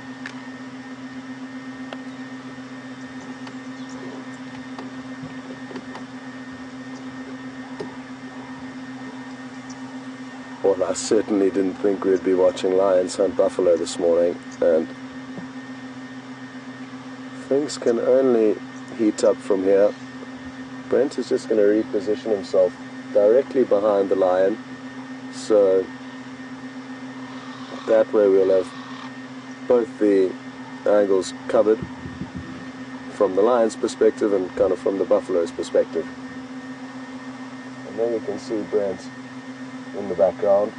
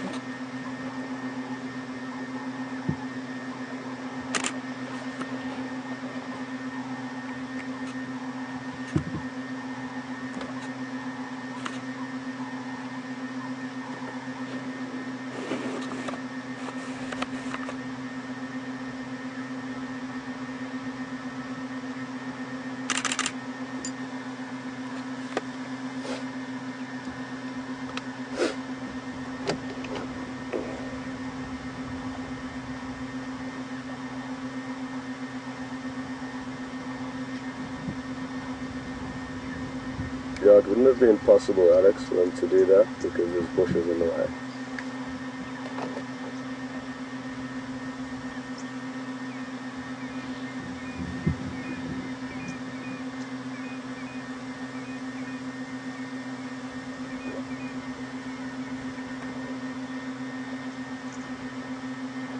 Now, as you can see, there's not as much planning as some people may credit lion with. They haven't really split up. Some of them are still far back there, and it's just something to bear in mind. My theory is that lions have less calculated of an attack as people sometimes credit them with. But let's watch and wait and see what happens here. Maybe they'll prove me wrong, or either way, there are a few lionests that are scattered a bit further back, but they certainly haven't approached as effectively as they could have.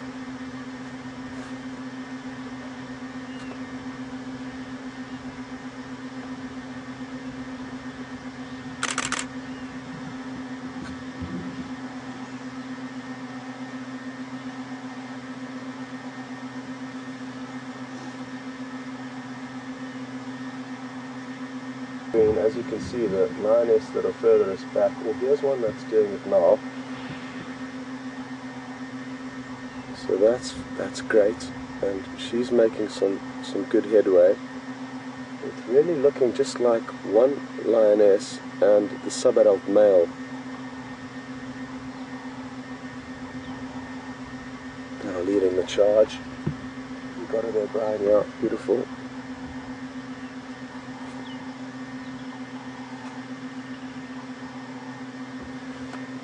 But there's a big gap where these buffalo came in on that no lion has covered, and they could essentially all run out in that same direction.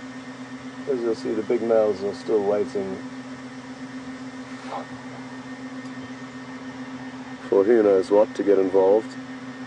Oh, there's one big male that is up, but he just lay back down in the shade. So this is an example of how big males can be lazy. But where they will come in handy is if the pride do manage to latch onto one buffalo, those males will come in and aid in the coup de grace and the dispatch of that buffalo. But I think until such point they're happy to sit tight and let the ladies and the young male do some work.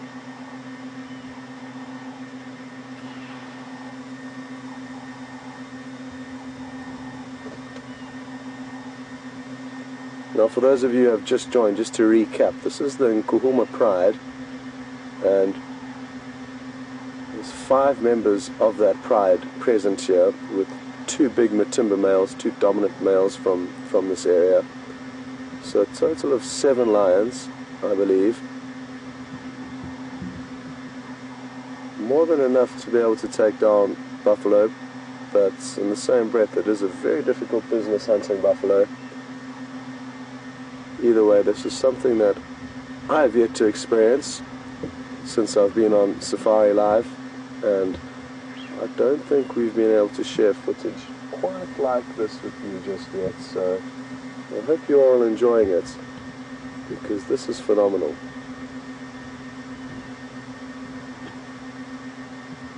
Now, I was speaking about the lion needing to block off the same passage that the buffalo have entered on, and it appears that the lioness that just disappeared behind those green bushes is doing that, and that way she may chase these buffalo back up to the rest of the pride. But sadly, not many members of the pride are contributing to the hunt at this stage, and a lot of them are just sitting back and watching.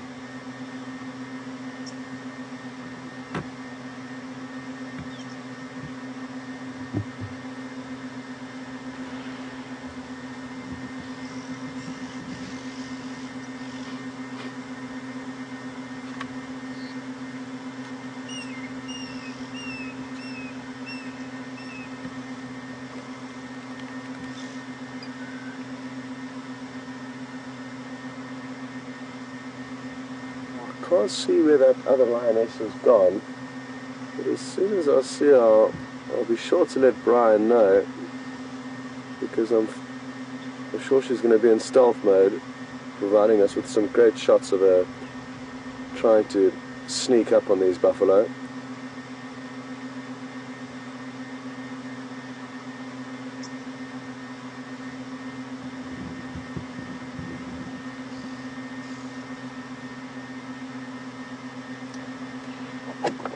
Negative, I just saw it disappear around the back of them, but can't see her now.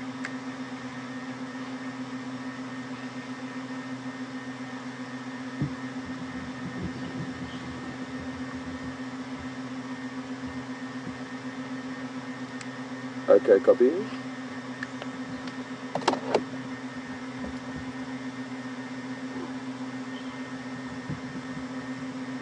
So Brent's just mentioned the same thing that I mentioned to you, and that is that this lioness that has crept around the one bush, not the one that's in shot, but good to see that she's getting involved now, finally. But the other one that crept around to the left of the screen behind that bush that Brian's showing you now will hopefully chase these animals back up towards Brent and the rest of the pride, and that is what Brent also did just mention to me.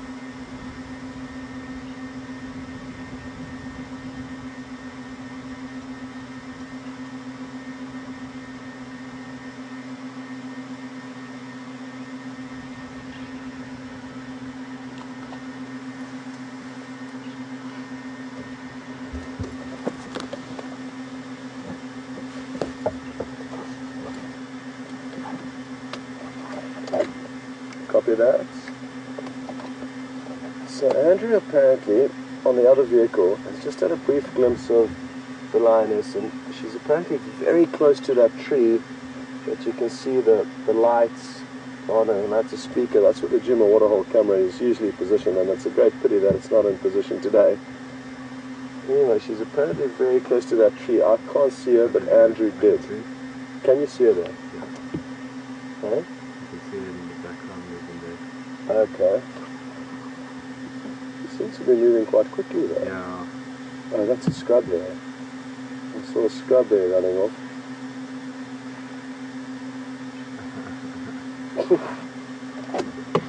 Yeah, we saw that.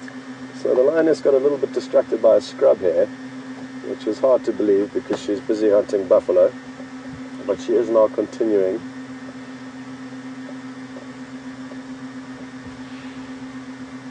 To loop around and hopefully cut the buffalo's escape route off.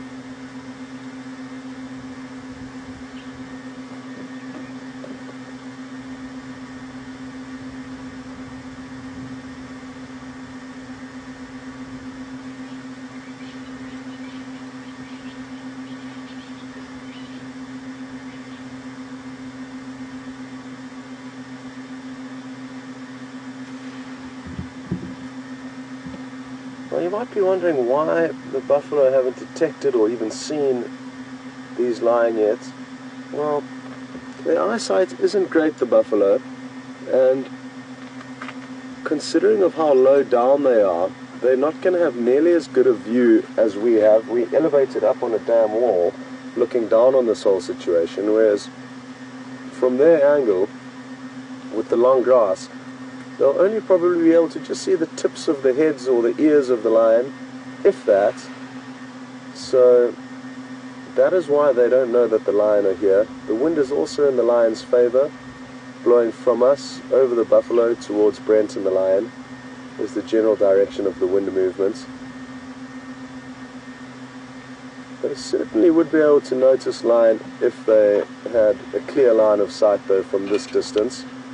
So it's a combination of their bad angle and the fact that, look, their eyesight isn't great.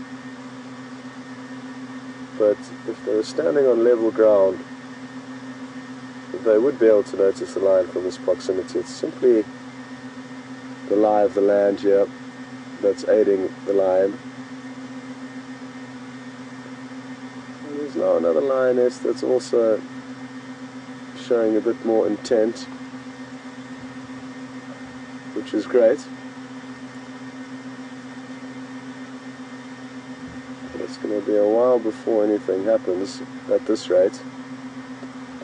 And the lion know that buffalo are difficult animals to hunt, and that's why they haven't come charging in yet. It seems like a perfect opportunity, and yes it is, but it is also very difficult for lions to bring down buffalo, and that's why they're not rushing in. They'd rather wait for the situation to become more favorable for them, possibly for one buffalo to head out towards them before they rush in and blunder the opportunity.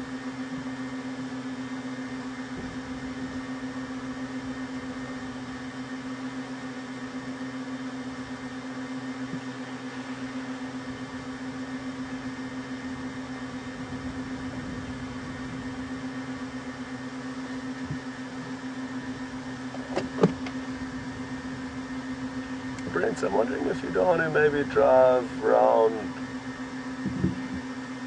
down towards that fallen down knobthorn tree, and that way you can maybe give that side angle that Alex speaks of.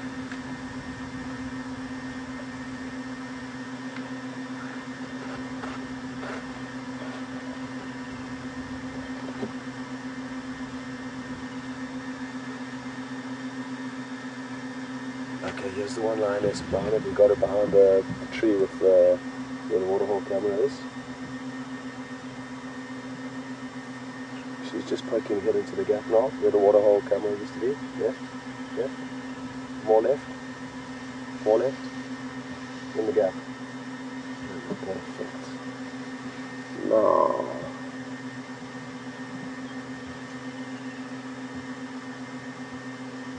What will happen next? She's close to them now.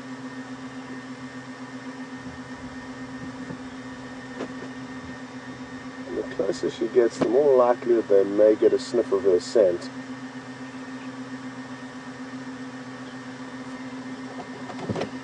So go ahead.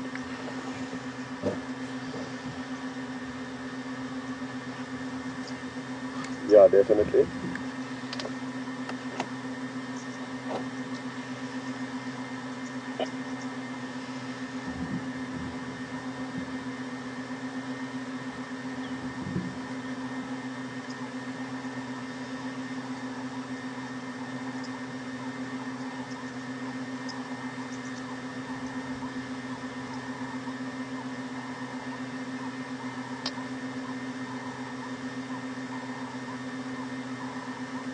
Well, Brian's done a great job in showing you exactly what's ahead of this lioness, the closest of the lion to the buffalo at the moment. And like I say, it's not an easy task for a lion to take down buffalo, and you can tell by her actions here that she is cautious of them. She's not going to rush in and do anything irrational.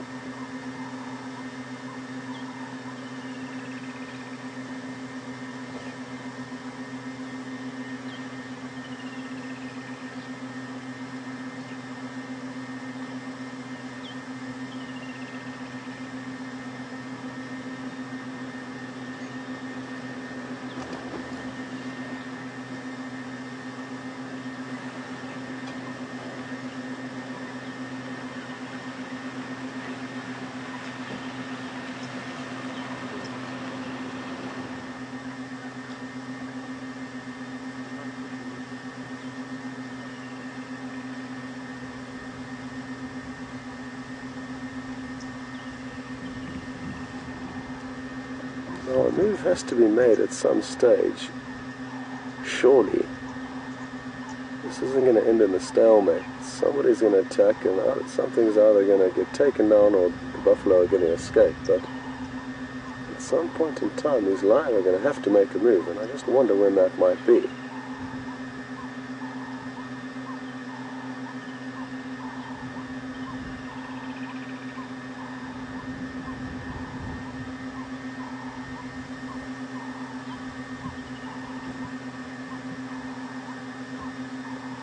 And this will reaffirm my comment earlier that sometimes I feel that lions get more credit than they're due for the way they may plan or coordinate hunting. Because as you can see, there's several members that are not even involved.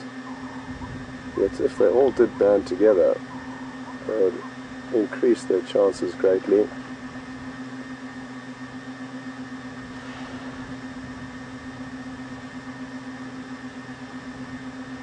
And in the lion's defense, I guess, there may be some youngsters that are less versed or less experienced with hunting, and that is a contributing factor.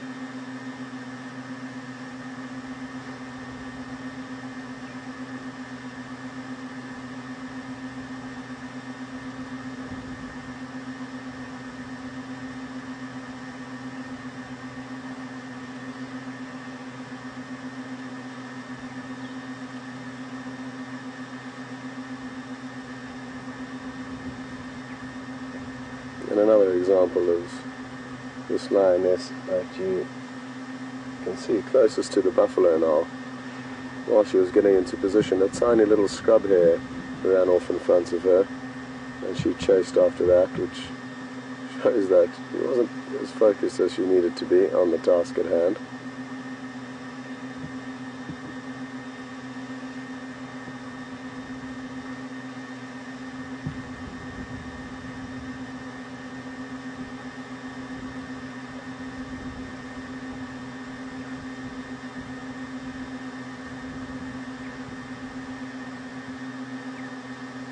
Something to also bear in mind is that these buffalo are probably not going to move until this afternoon. They move huge distances. They in all likelihood will relax here for the rest of the day. So if the lion are waiting for the buffalo to move, we're in for a long wait.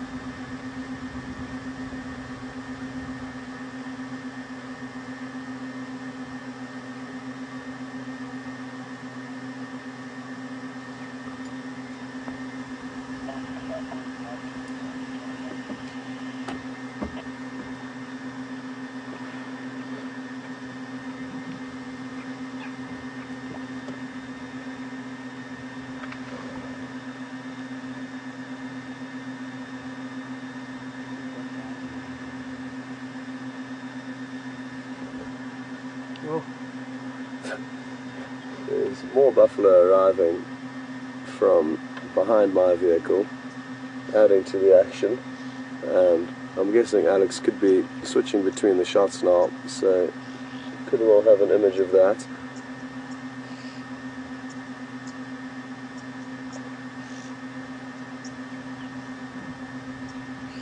And there's one lioness now, another one, who's eventually got her act together and is also beginning to stalk down towards the dam.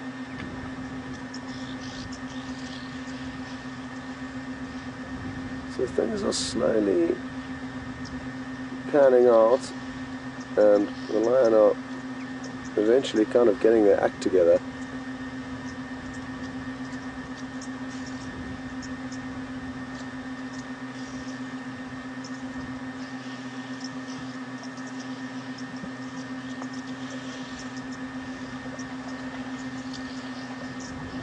It's an example, this, of how you can drive past a setting that seems so peaceful and tranquil and have no idea that there are predators lurking just meters away from their prey that appear to be completely relaxed and at ease, as they are. And it's an important lesson to learn when you're driving around and you see a relaxed herd of impala. You immediately assume that there's no predators nearby. But that's not always the case, as you can tell from this setting.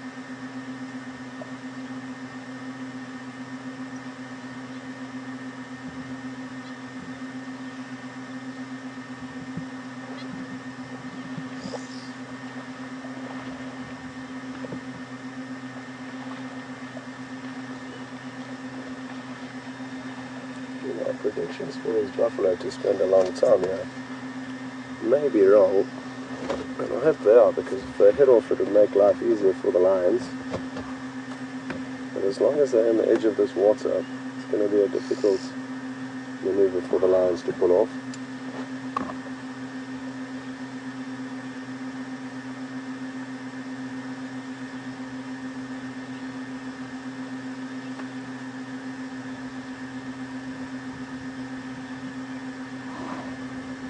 Brent's just given us an update that 2 more lionesses are heading into these dark green thickets where the one is lying up, so they are slowly joining forces.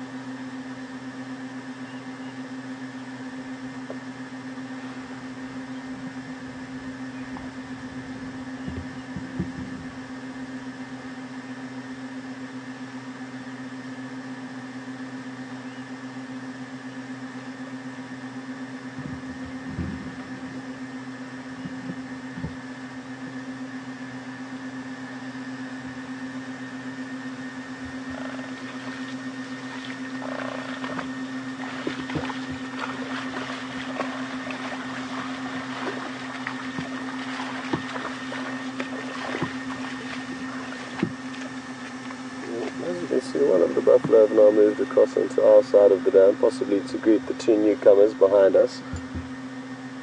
So now the buffalo have split into 2 groups of 3 essentially, one on one side of the dam and one on the other.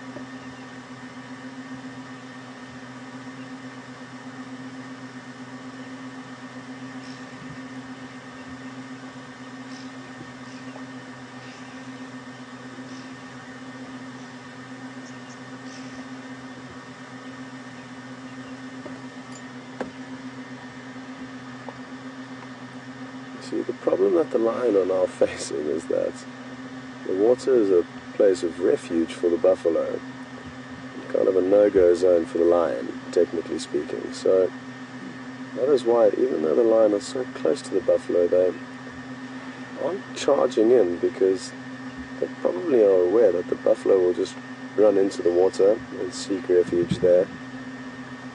So I think they're waiting for them to kind of make their way out of the water, and that way the lion can try and get them down on land and chase them onto an area with less water available for them to take cover in.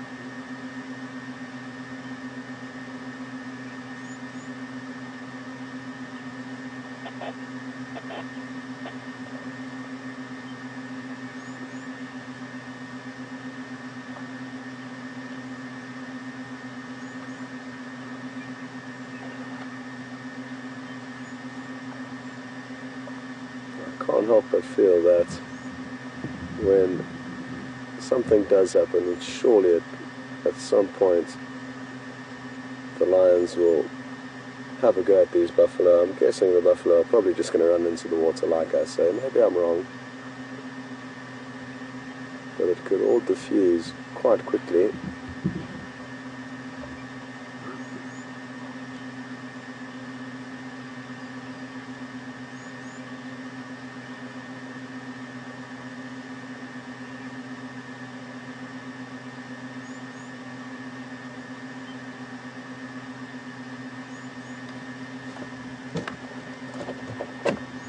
Brent, are any of the lion looking proactive where you are?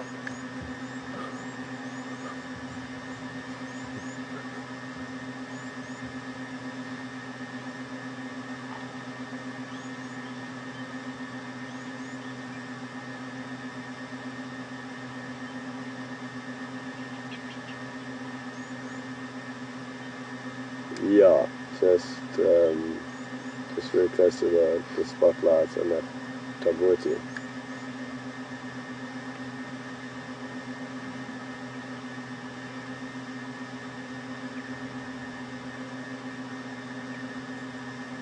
Okay, copy that.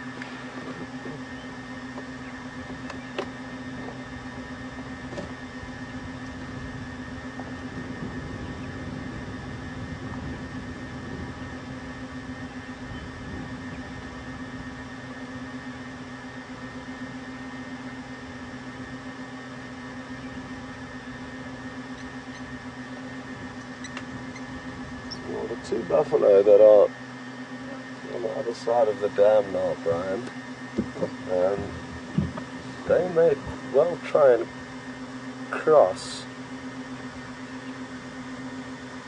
over and join up with these buffalo from the other side, join up with the other buffalo. Now, if these other buffalo do continue around the dam, that is going to present another opportunity for the lions. So that's also something to bear in mind. It's not just the three buffalo here now that are a possibility, it's also those two that are heading around the opposite side.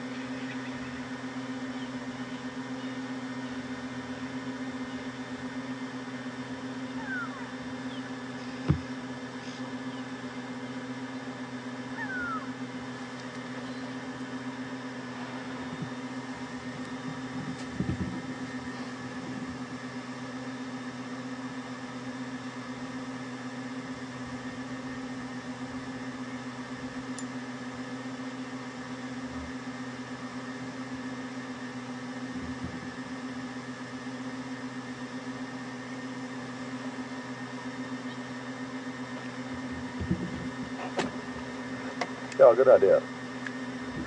Well, folks, let's switch across to Brent and get some thoughts from his perspective on what he thinks might happen here. But, yeah, over to Brent and we'll catch up with you a little bit shortly.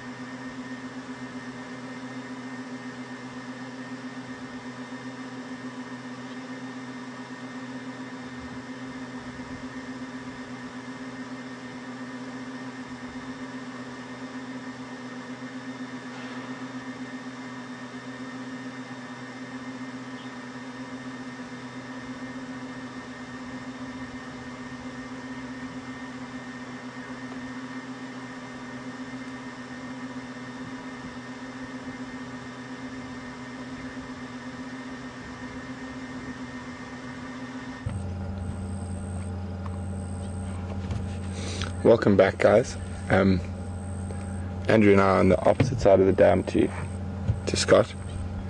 We're really hoping that there'd be a bit more action. I mean, you can see this lioness has come close. She's probably about 40 meters from where the buffalo. And if you go to the edge of the quarries there,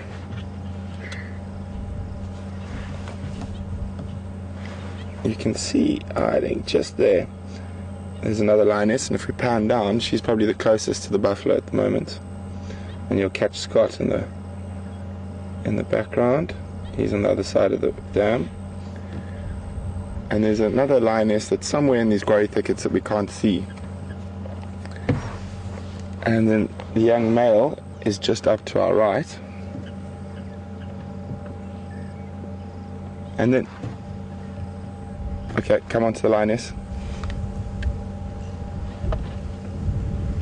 She's just made a slight move. Let's go a little bit wider in case she decides to bolt for the buff.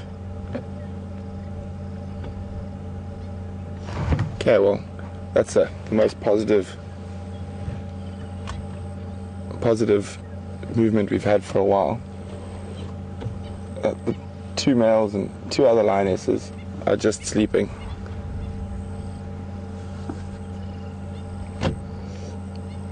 Are sleeping in the tree behind, well away from the action.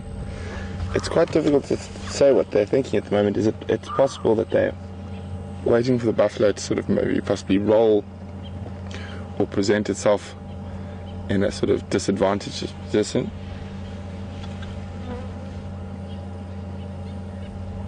Maybe even wander straight into them.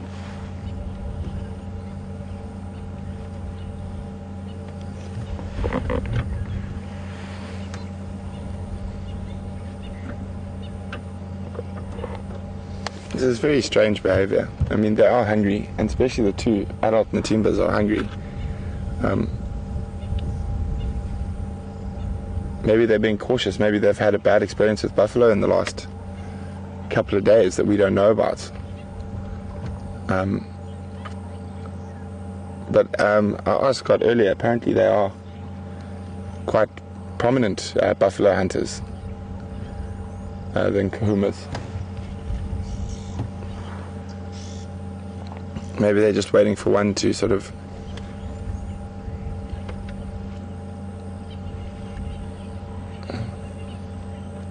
see, there we go.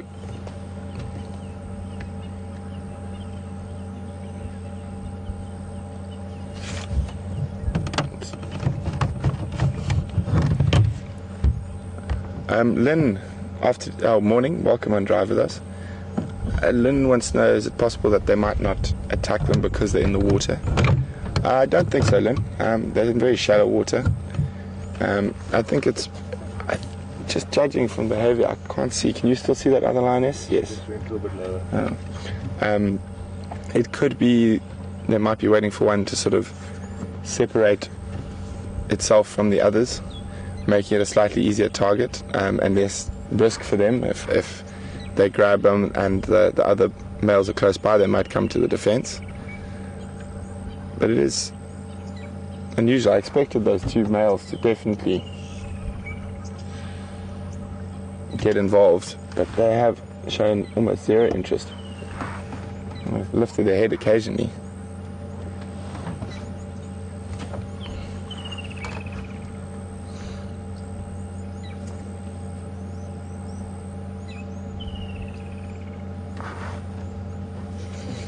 maybe the reason that they are such good buffalo hunters is that they're patient and they wait for the right moment.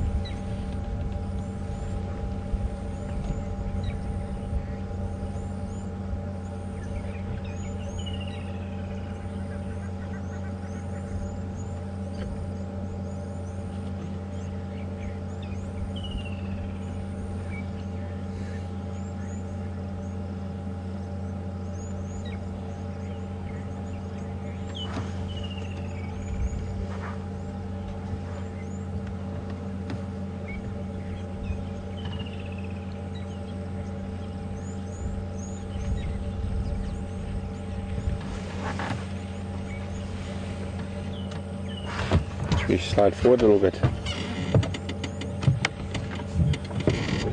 just in case.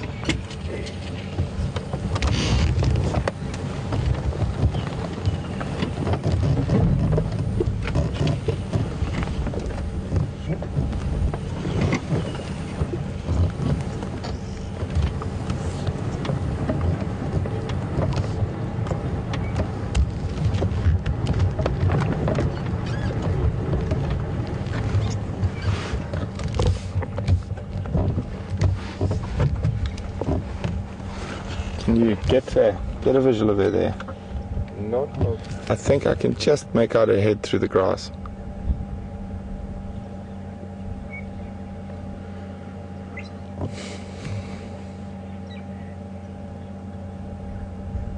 Yeah, I got her. Just make out her ears every now and then.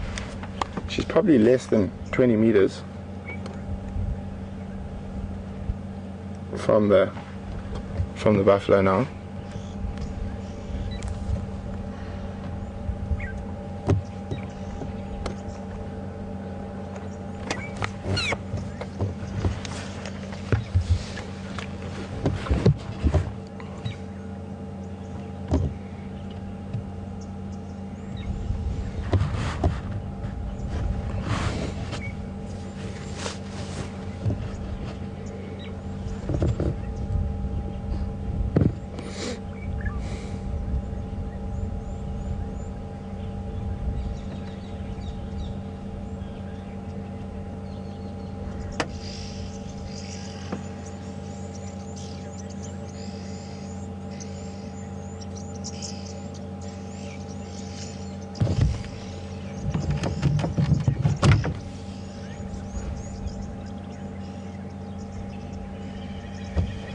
Yeah, I just got a brief visual. It looked like a head through the grass, just in front of the Timbweti.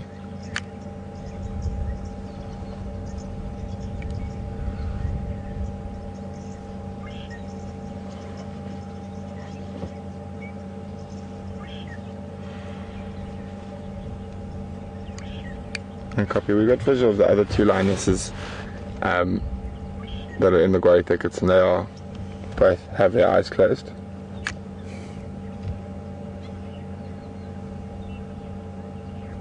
A firm.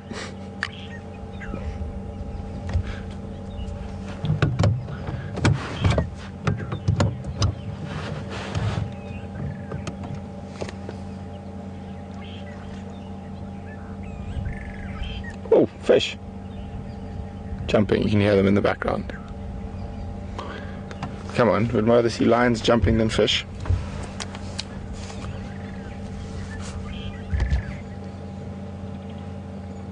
I mean, from a viewing point of view, we're in the perfect place. Scott's got a great angle that side, we've got a great angle this side. Everything's sort of perfectly in place except... actors. Yes, except the lion's not performing.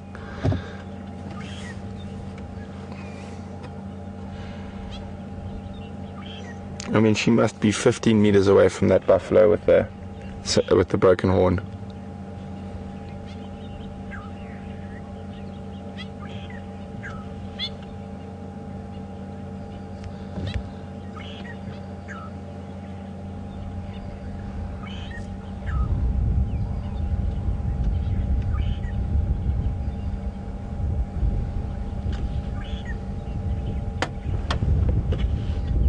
buffalo get ready.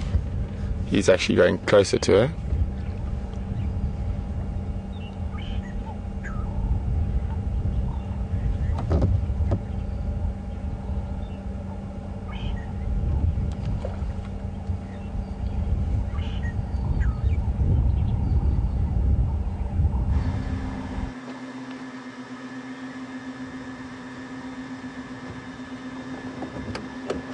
Welcome back, and as you can see, one buffalo has decided to lie down just meters from this one lioness, and it's going to be interesting to see what she does, because it's not an easy decision for her when to actually burst out of that undergrowth.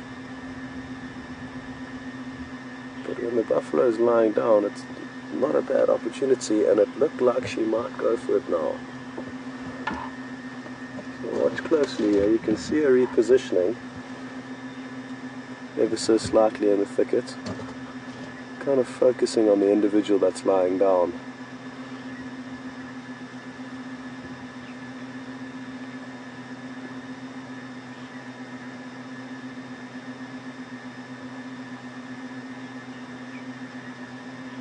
But again, she just doesn't seem convinced that this is the right opportunity to pounce, and I don't blame her, because I don't think it is either.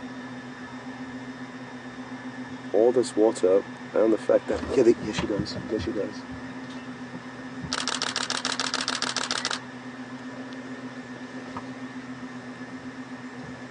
As you can see, the buffalo didn't even flinch.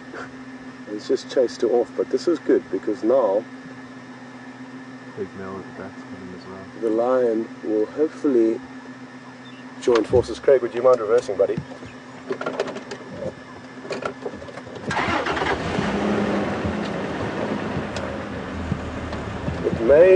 It may get the other lion up and moving, and if the buffalo decide to run at any point,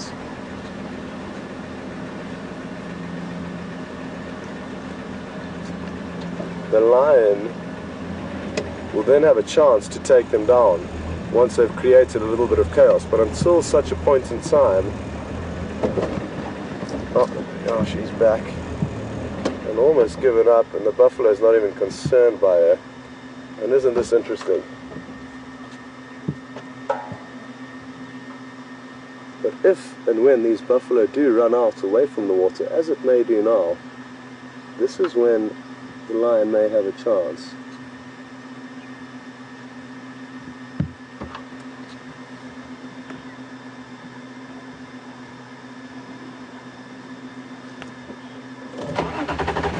I wonder if I should go up into that gap there, Brian. I think it might be a better angle. So stand by.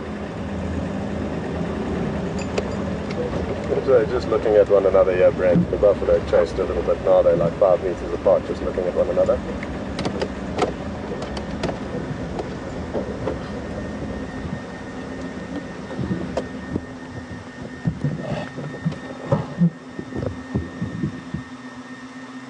Buffalo continues to chase her away from the water, and the rest of the line can get around the buffalo, then they'll have a chance. But at the moment it just appears that for the lioness to fight this battle alone, she's going to have no chance, and it looks like now these lions are about to be taught a lesson.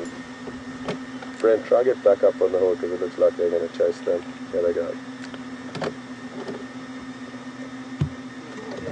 You see now, these buffalo are taking a chance by chasing these lions.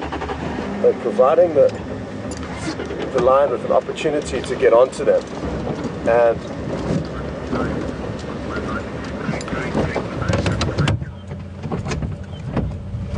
that buffalo is just behind that gory bush, guys. It chased the one lioness. Now it's sort of almost got itself inadvertently into an ambush. We can't see.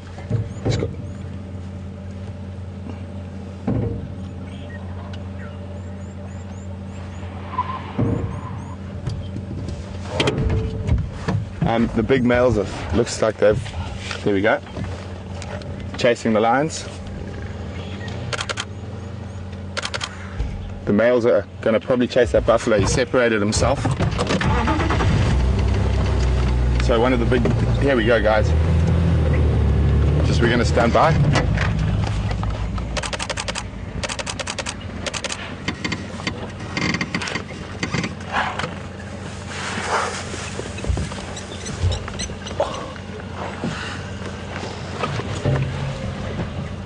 That was a really bad attempted ankle tap by one of the Matimba males there. Oh, they had such a good opportunity. The buffalo looked like they're going to chase the lions again.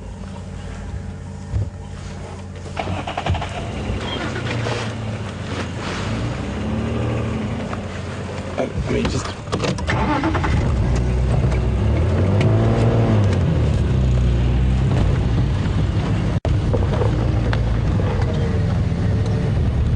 Get out of your way.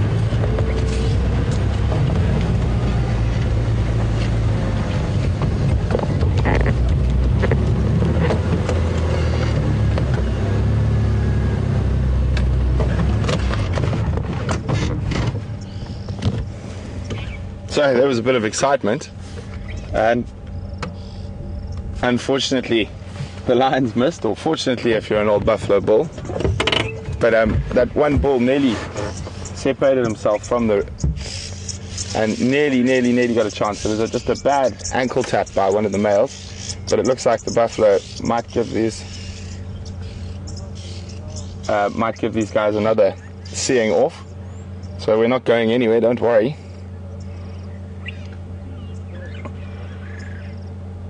Let's see if, there we go. They're going to chase this lioness again.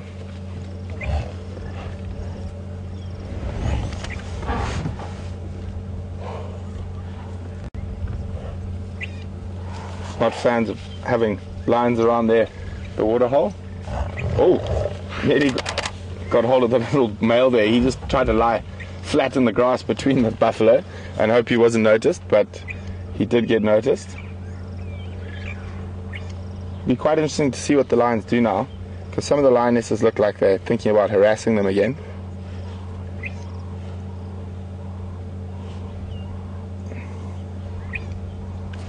Here we go.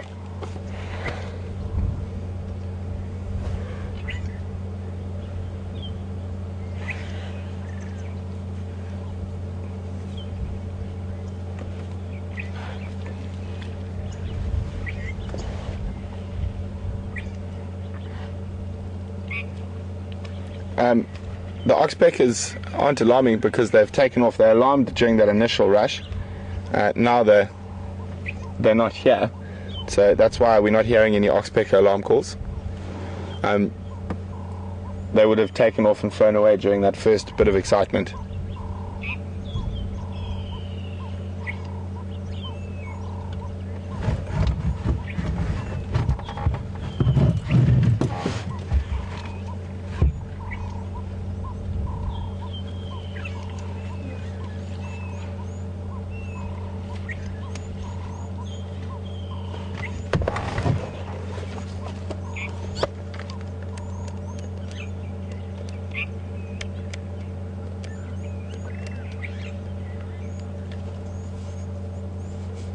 No, it looks like one of the other lionesses moved away, so we've just got two, one lioness and one young male watching the buffalo quite closely. The rest are starting to move away from the dam.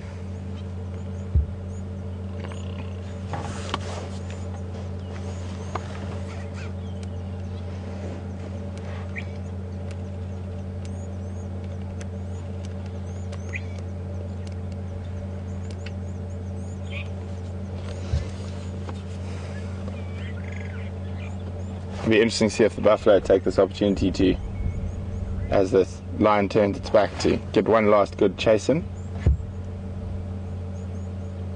And the lions are heading up towards Alex at final control. Alex, make sure your gate's closed and don't come out till we come pick you up.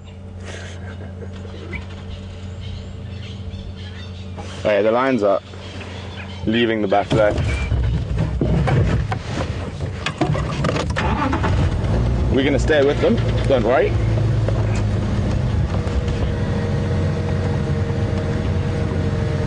lucky boys. It's nearly a bad afternoon, a bad morning to be a buffalo bull.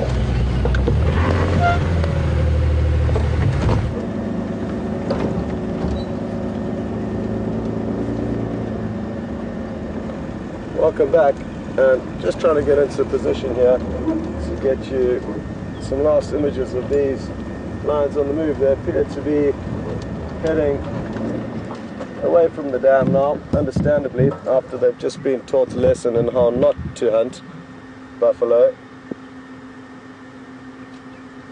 Those buffaloes certainly did show these lion who was boss.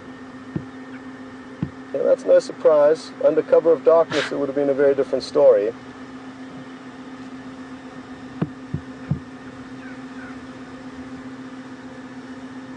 But today the buffalo won, as they so often do.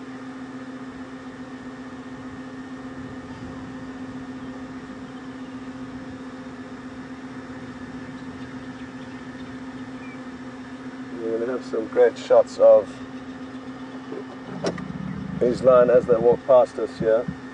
Brent, I don't know if you want to go around to the other side of FC to relocate, because I'm probably not going to follow them through this little gap.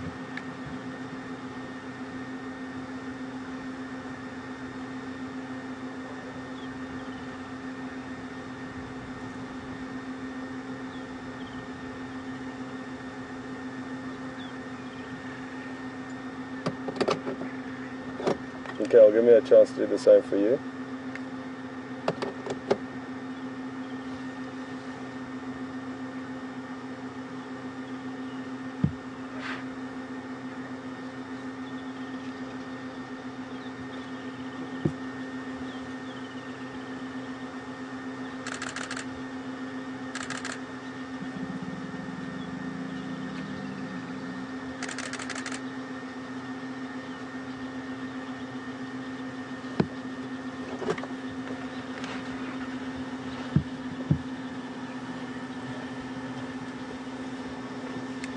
Okay, copy. I think it might be a tortoise. Craig's rushing in there.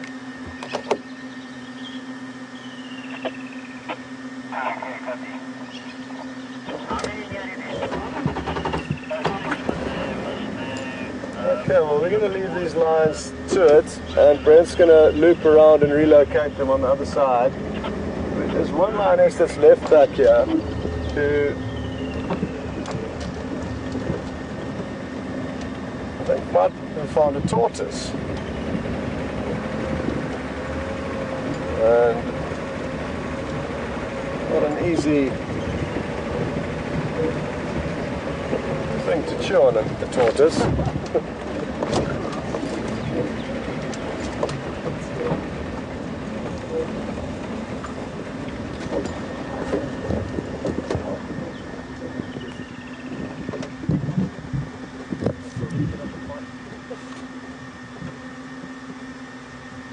Has she cracked it open?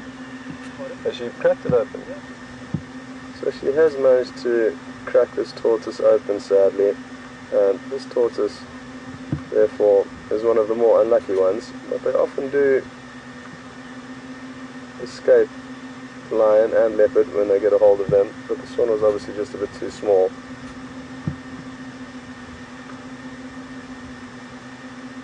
And the lion is now feeding on it, as you can see. So they didn't kill a buffalo, they managed to get a tortoise. Isn't that interesting? What is this lioness seeing? Now, she doesn't want to leave the kill behind, but she also doesn't want to get left without her pride. Well, there you can see she's going to take her tortoise with her.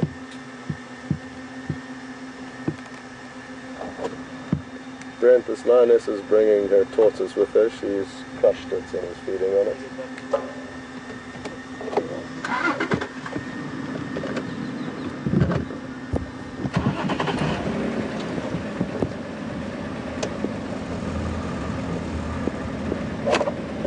Yeah, good idea. Okay, well, we're going to cut to Brent's because he's managed to relocate on those lions, so that's good news, and we'll join both of you guys shortly.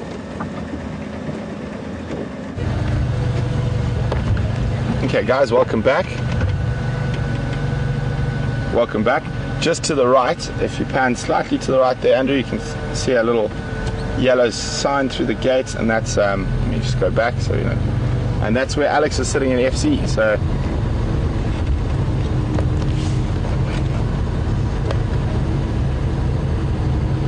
literally, there's the entrance to Djuma camp, and they are actually going to go walk down the path we use from, possibly, no, looked like they're going to walk down the path we use between our camp and the FC.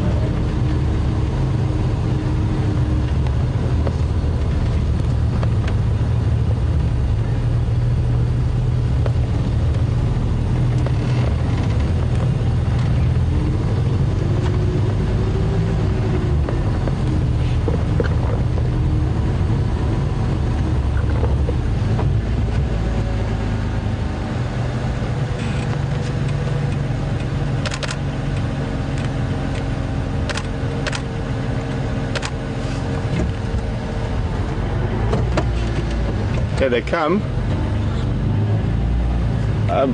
Brian, just keep a lookout to the right behind me on quarantine, see if there's any possible animals for them to eat. Oh dear.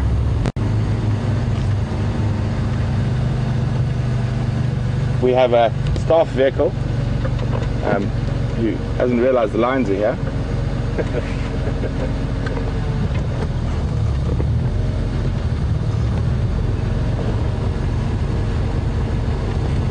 Oh, and the lions have spotted it. Like, what's that little red thing? Nah, not too much interest. The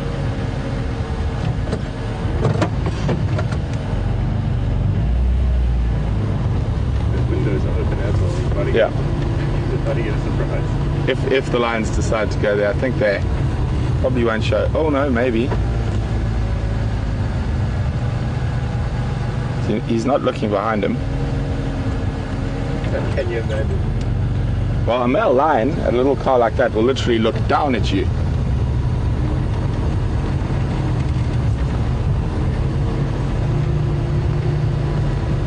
Oh, windows up.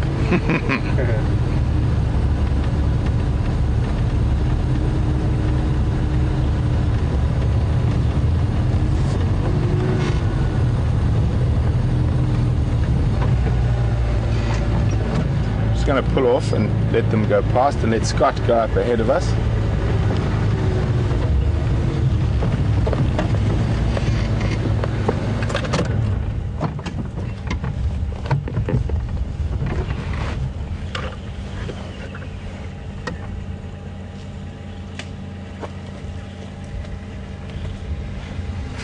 So there's a big kudu bull right here.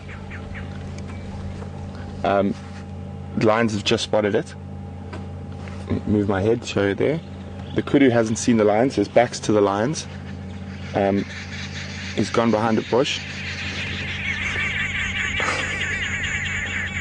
And the kudu's moving down towards the road. I think maybe we should cut to Scott, Alex. Brian's going to get a better shot of where the lions are heading towards the kudu.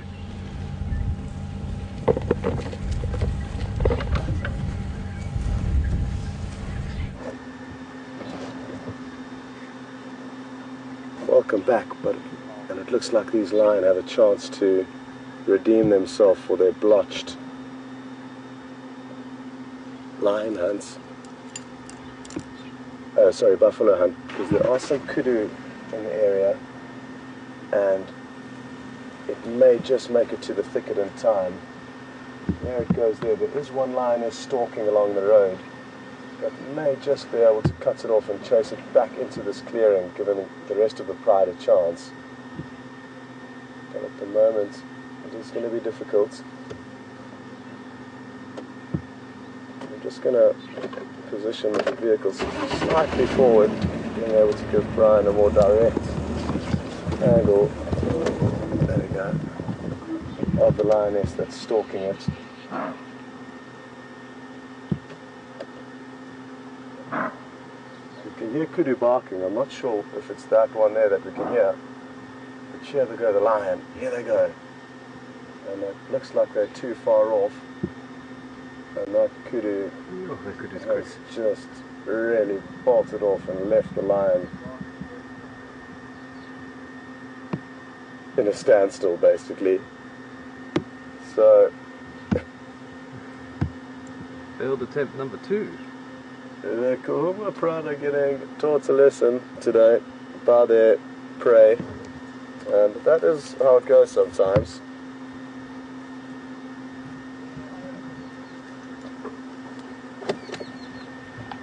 There's a coffee cup on your bonnet.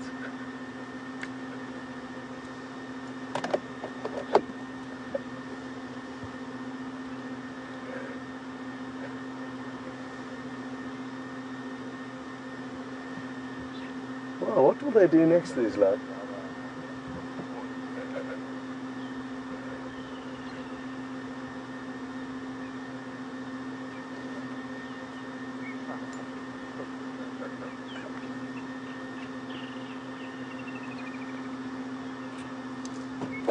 Hey, Andrew, just give me a smile here, please.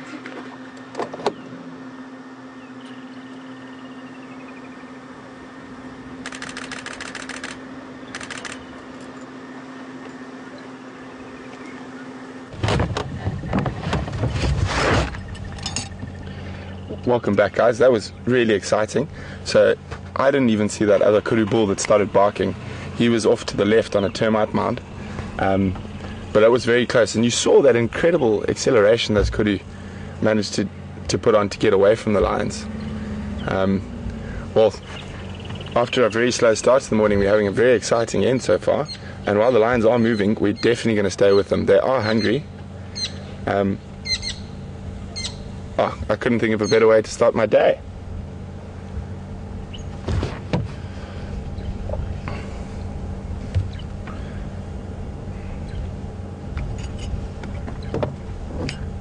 Ryan, would you like to? We're just going to move around.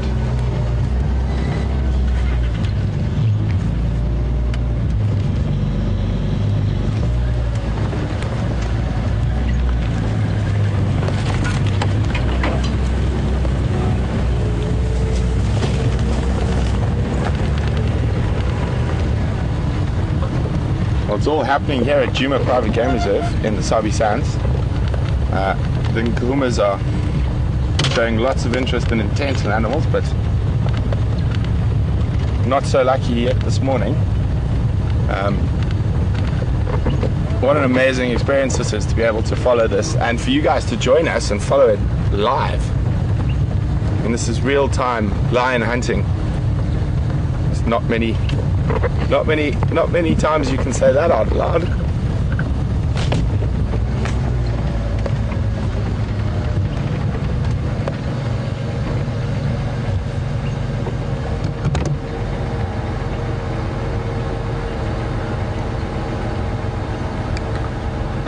Affirmative.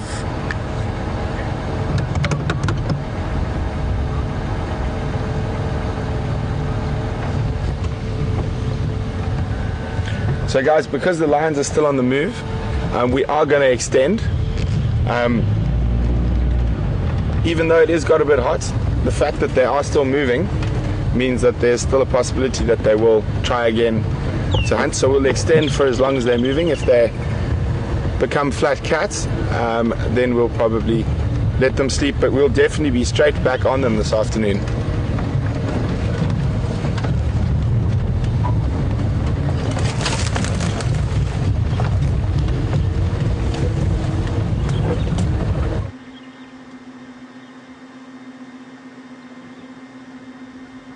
Well, welcome back, and we managed to loop ahead of this pride, and now look forward to having a great view of them walk past us. So stand by, and we should have some great visuals of them.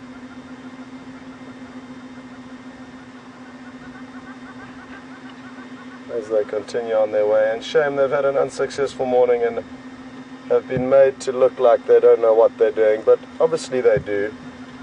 They are successful hunters, but without the cover of darkness and without a little bit of luck, they haven't had the most successful day hunting.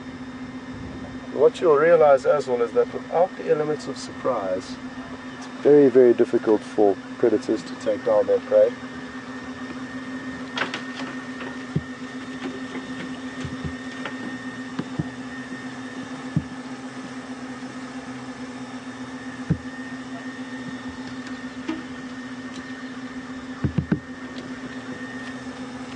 I'm not sure if they're taking this road just behind me here, Brent.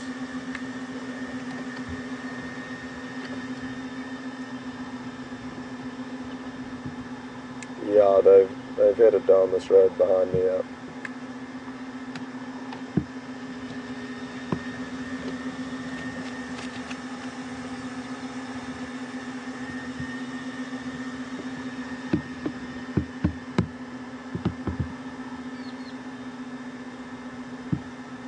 So the males are left at the back, and that's no surprise.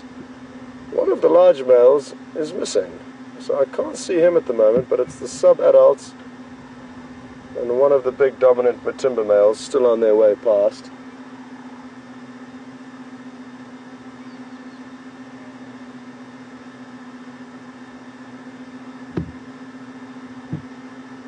And the third one has just popped into screen, and it's a little bit further behind these two.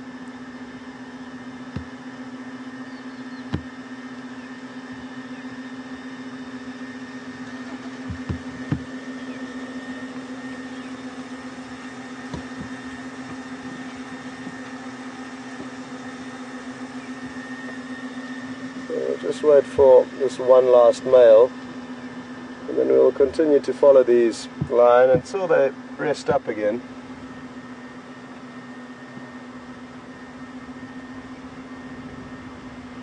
Because who knows, they could potentially come across another member or a prey item that they'll try and chase.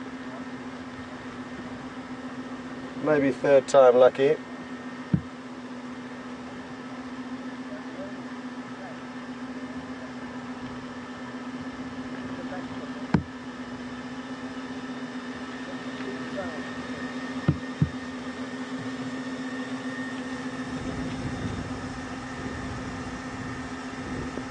Well, according to Brent, they are showing interest in another animal to the west of them, to the west of us rather. So that's good news, and maybe they will get third time lucky. So look forward to seeing what happens, and I'm not sure if it's going to be worth cutting across to Brent, but Alex will be able to let us know what that option is.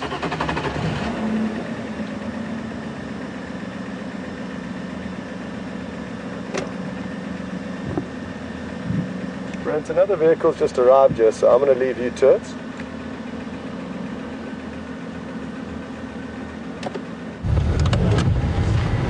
Welcome back, guys. As you can see, line's still on the move.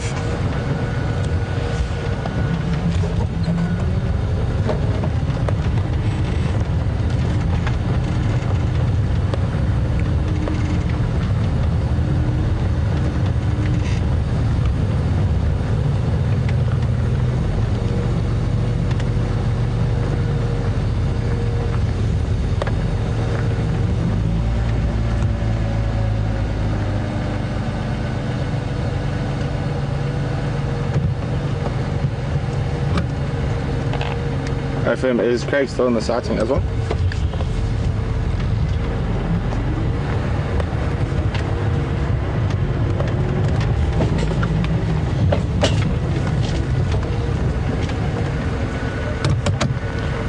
So as you can see, it's getting hotter there.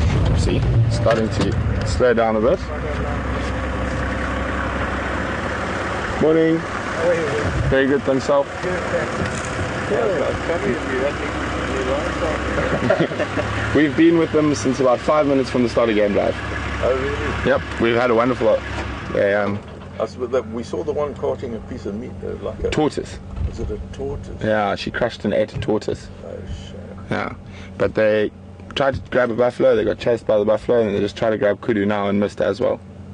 So they're hungry. Well, you know. It's an opportunity. Yeah. And tell me, are you showing off with this elephant tusk hold? No, sorry. I'm just sorry. We are live on air at the moment, so I will try and answer just now. I just need to talk to our audience. Sorry. No problem. Okay, guys. So we've passed through our normal game drive time.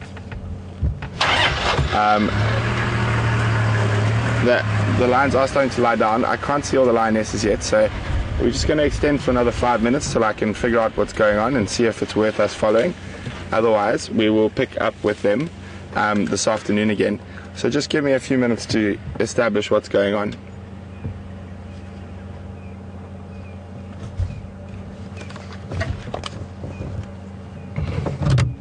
Sorry, go again, Alex.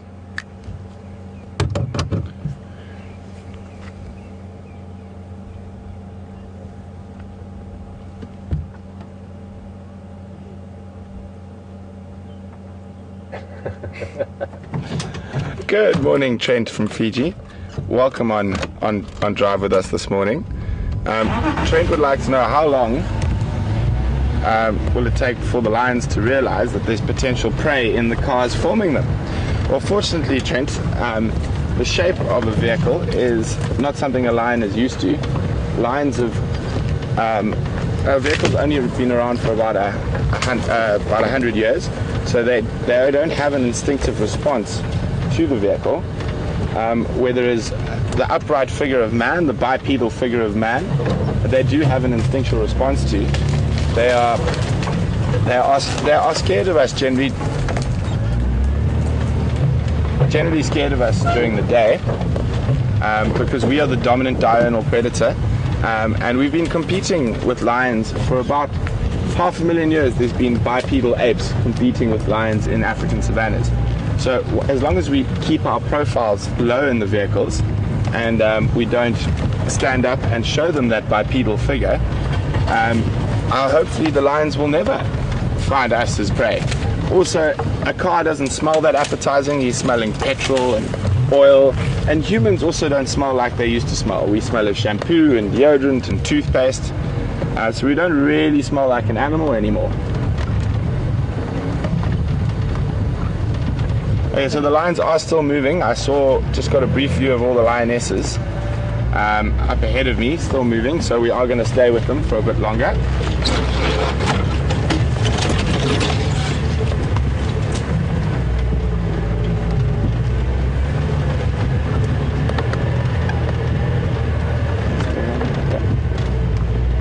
Young male's being lazy as always, so he's behind everyone.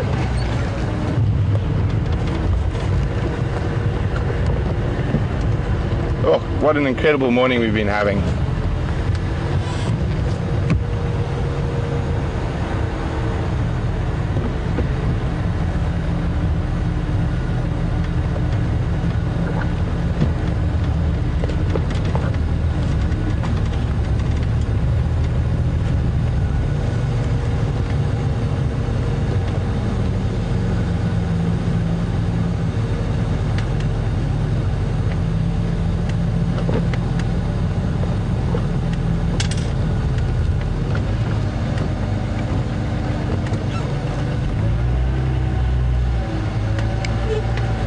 Copy, thanks. Enjoy.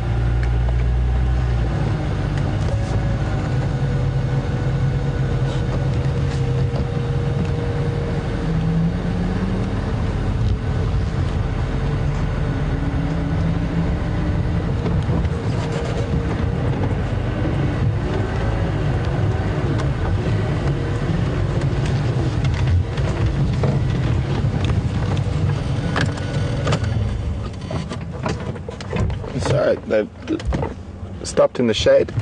Young male's coming up behind us at the moment, so he's going to walk past us.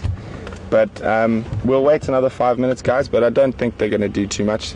They've expended a lot of energy with very little reward, so they're probably going to rest up for the rest of the day. There's the little boy.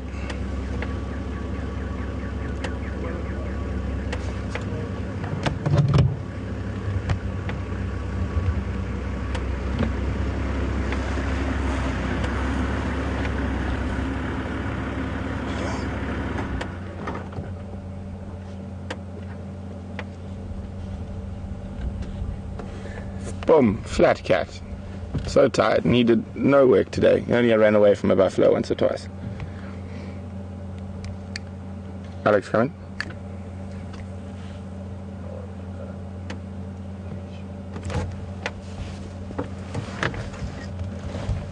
No, I'm going to close down now. They're not going to move much more from here.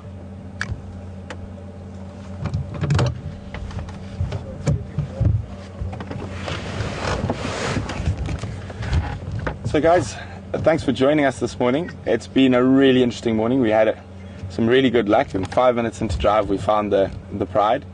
And then they did keep us in suspense for the majority of the drive with that buffalo stalk, which was wonderful. Unfortunately for them, they didn't manage to succeed.